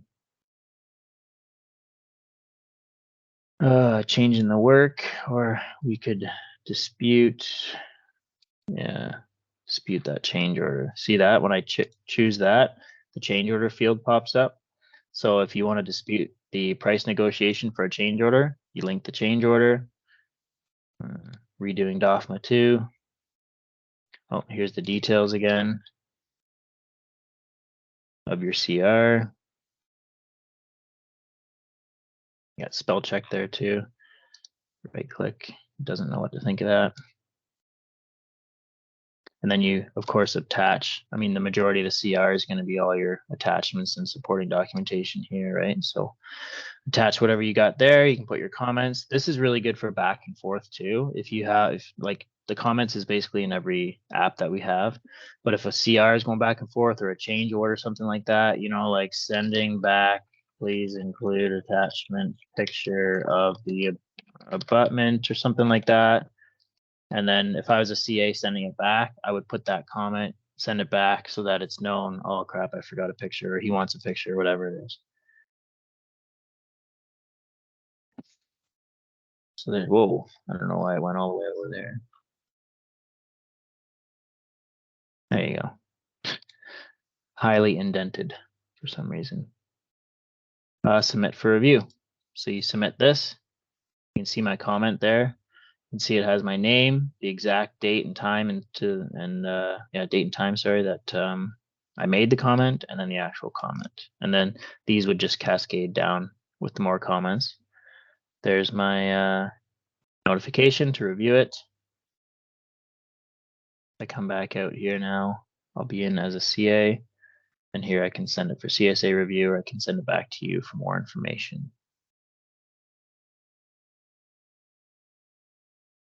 Okay. So statement of working days, there's no demo here. Just a quick note for you folks. So we're making a slight business change. We're going to start introducing the requirement for statement of working days to be completed on working day or completion date contracts. It won't matter. We're just going to want them done every week regardless. We love the identification of the daily critical operation. It's very useful for working day contracts, and it makes completion date contracts very difficult when we get into disputes with contractors about what was going on every single day. It's really hard to tell if the records aren't pristine and all that other stuff. So instead of developing something new, we're just going to use this for both. The thing I don't know is if you will be forced to acknowledge the statement of working days on a weekly basis, because it's not going to impact your actual statement of working days. Like it's not necessarily a process. We're just using it to identify the critical operation. So I'm not sure this time, but know that at least your CA will be doing it regardless of what contract time type you have. And it may require you to acknowledge it for a completion date as well. CPR. So again, CPR will be in here. It's going to function a lot like WBCMS, but we fixed the stupid workflow problem where it forces all three levels of review, regardless of whether we agree with the rating or not. So previously, you would have to go through the field and then the level 1 and level 2. Now it only obviously engages those if it's required. If everyone's hunky-dory with whatever the initial rating is and the contractor accepts it, that's it, and it's done. The state or secretary qualifications committee will get a notification for ratings that are below the 65 threshold. And just as an FYI, there's new engineering appraisals coming too, but you guys don't care about that. That's just more so our business with our contract administrator service providers. One thing I want to show you, good thing I'm in production. So we have the ability now to embed learning videos into Kahua, and it's very good because it's very difficult for us to post lengthy videos on our technical publication site or anywhere else, and we have SharePoints and stuff, and that's not public, so it's hard for us to distribute things like this. Like, we're recording this training video and we're going to distribute this training video after.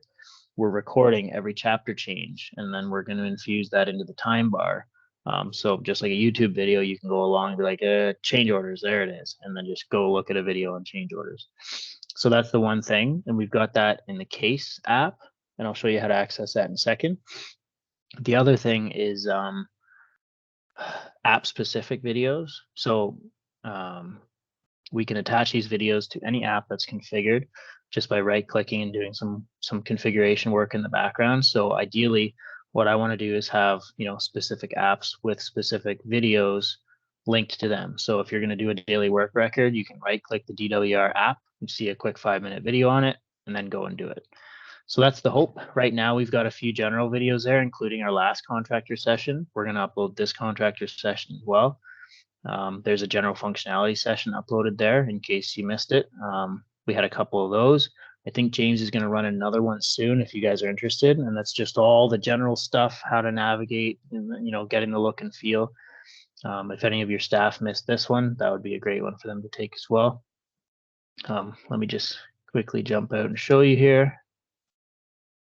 So anything here, you can right click, you can close things, or you can come up here, you just search the case, which is our new CADM, and that opens it down here. Then I can right click here, go to videos. You see here, we've got the CA winter training, the contractor winter training, and a general functionality.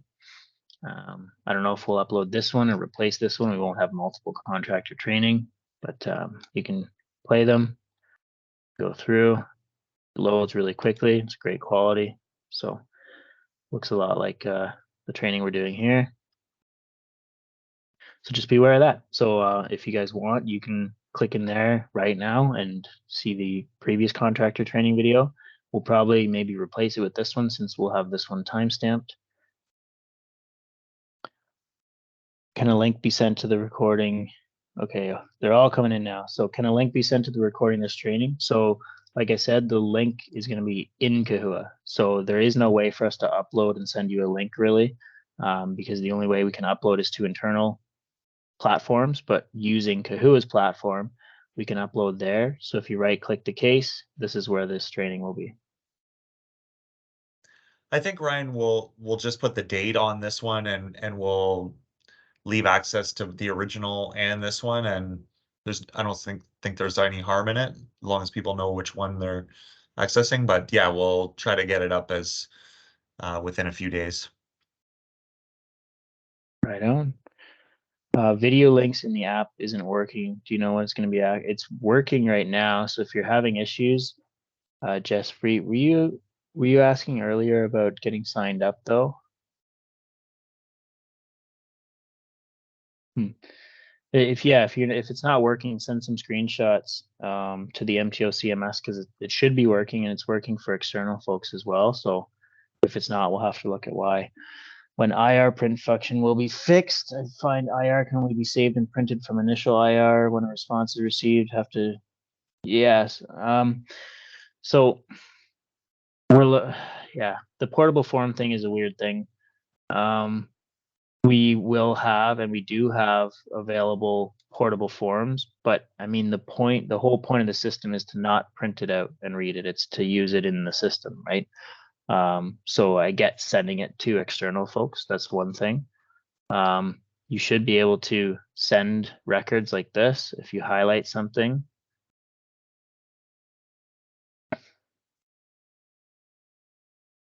Yeah, I know contractors want it for their records, and it's been a conversation before. The issue is we want the stuff in the system, and it's the records are for our records, so we can't extract records from your system any better. But we are looking at the viability of portable forms for different apps. Up here, if you go to basically any process. You can send.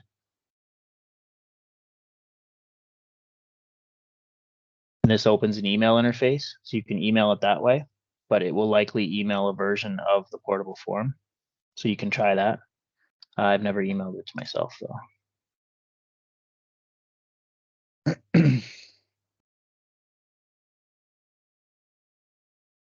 Yeah, it's yeah, for INC or IR or whatever. But is it, I mean, is it for the purpose of distributing amongst your organization?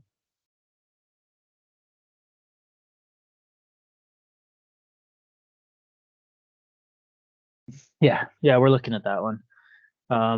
Yeah, it's a weird thing. It's like the whole system's developed on users and, you know, documents and everything else, and it's odd to try and configure it when it's going to cost money to accommodate giving visibility and access to users outside the system based on the whole structure of how you get in the system, and it's done so by contract and there's designated roles. But we're looking at that one. It's a common request.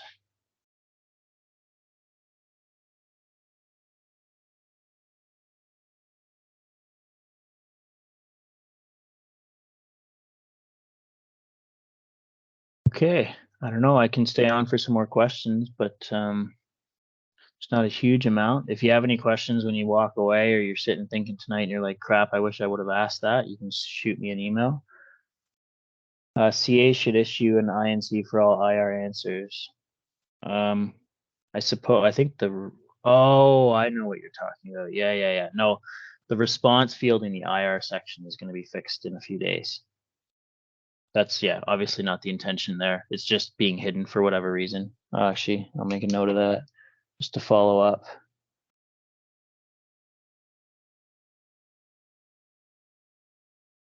Yeah, the INC shouldn't be required, but while this is not working, then for sure. But yeah, it's just a hidden field in there for some reason. The CA can see it and the contractor can't, so we're going to adjust that.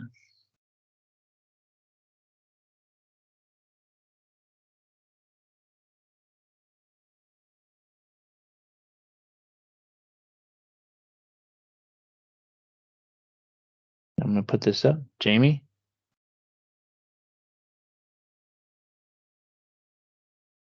Yeah, thank you very much, and Ryan and James and Eric for walking through. Hopefully that was a good refresher for those that participated in the previous contractor training session, and for those that are new to CMS that didn't.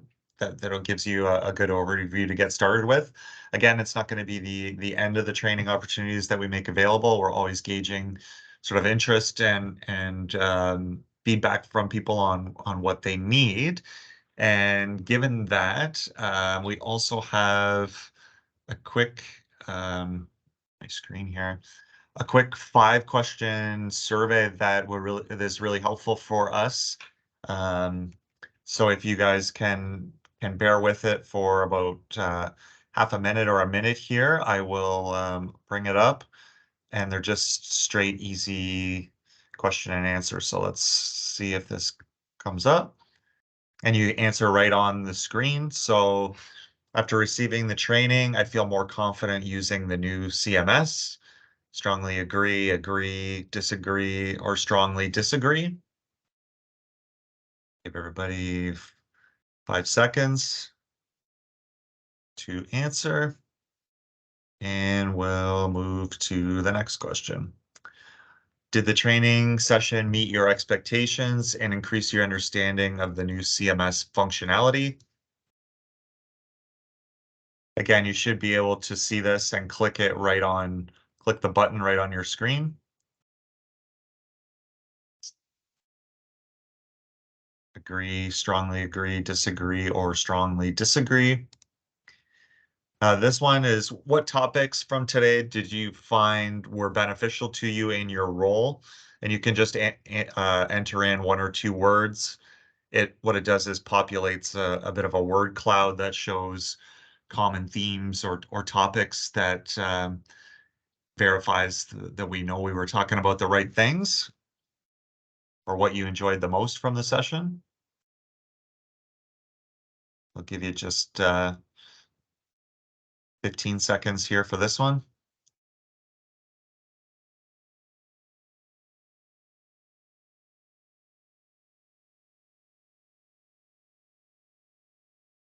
All right, gonna move on to the next one, and it's a similar type thing, but this time, what future topics or suggestions would you like to see in future training? This is really helpful for us to know what you're looking for. Give you a couple seconds. And there's just one more question after this.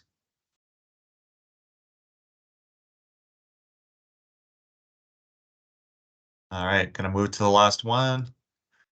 And it's a simple one. Just please rate the overall delivery of the training. Obviously, we're always intending to try to get better in our delivery and manage everything else that's going on. So this kind of feedback is helpful for us. So appreciate your honesty here. And thank you again to everyone. We will take these results into consideration. We will make the training presentation available on technical publications, but also the recording available through right-clicking on that case link. So you might want to write that down. We can't attach it to all the apps, so we've chosen that case app as the candidate to store these general type training sessions. So be on the lookout for that within the next few days. So with that, I will take one last look at the chat. And I don't see any new questions, so I will thank everyone again for attending. We do appreciate it. We appreciate everyone's patience as we continue with the onboarding of all the contracts. It's definitely a big effort, and we know it's a transition for everyone, but we're happy to be moving in this direction, and thank you for joining us today. Have a great day, everyone.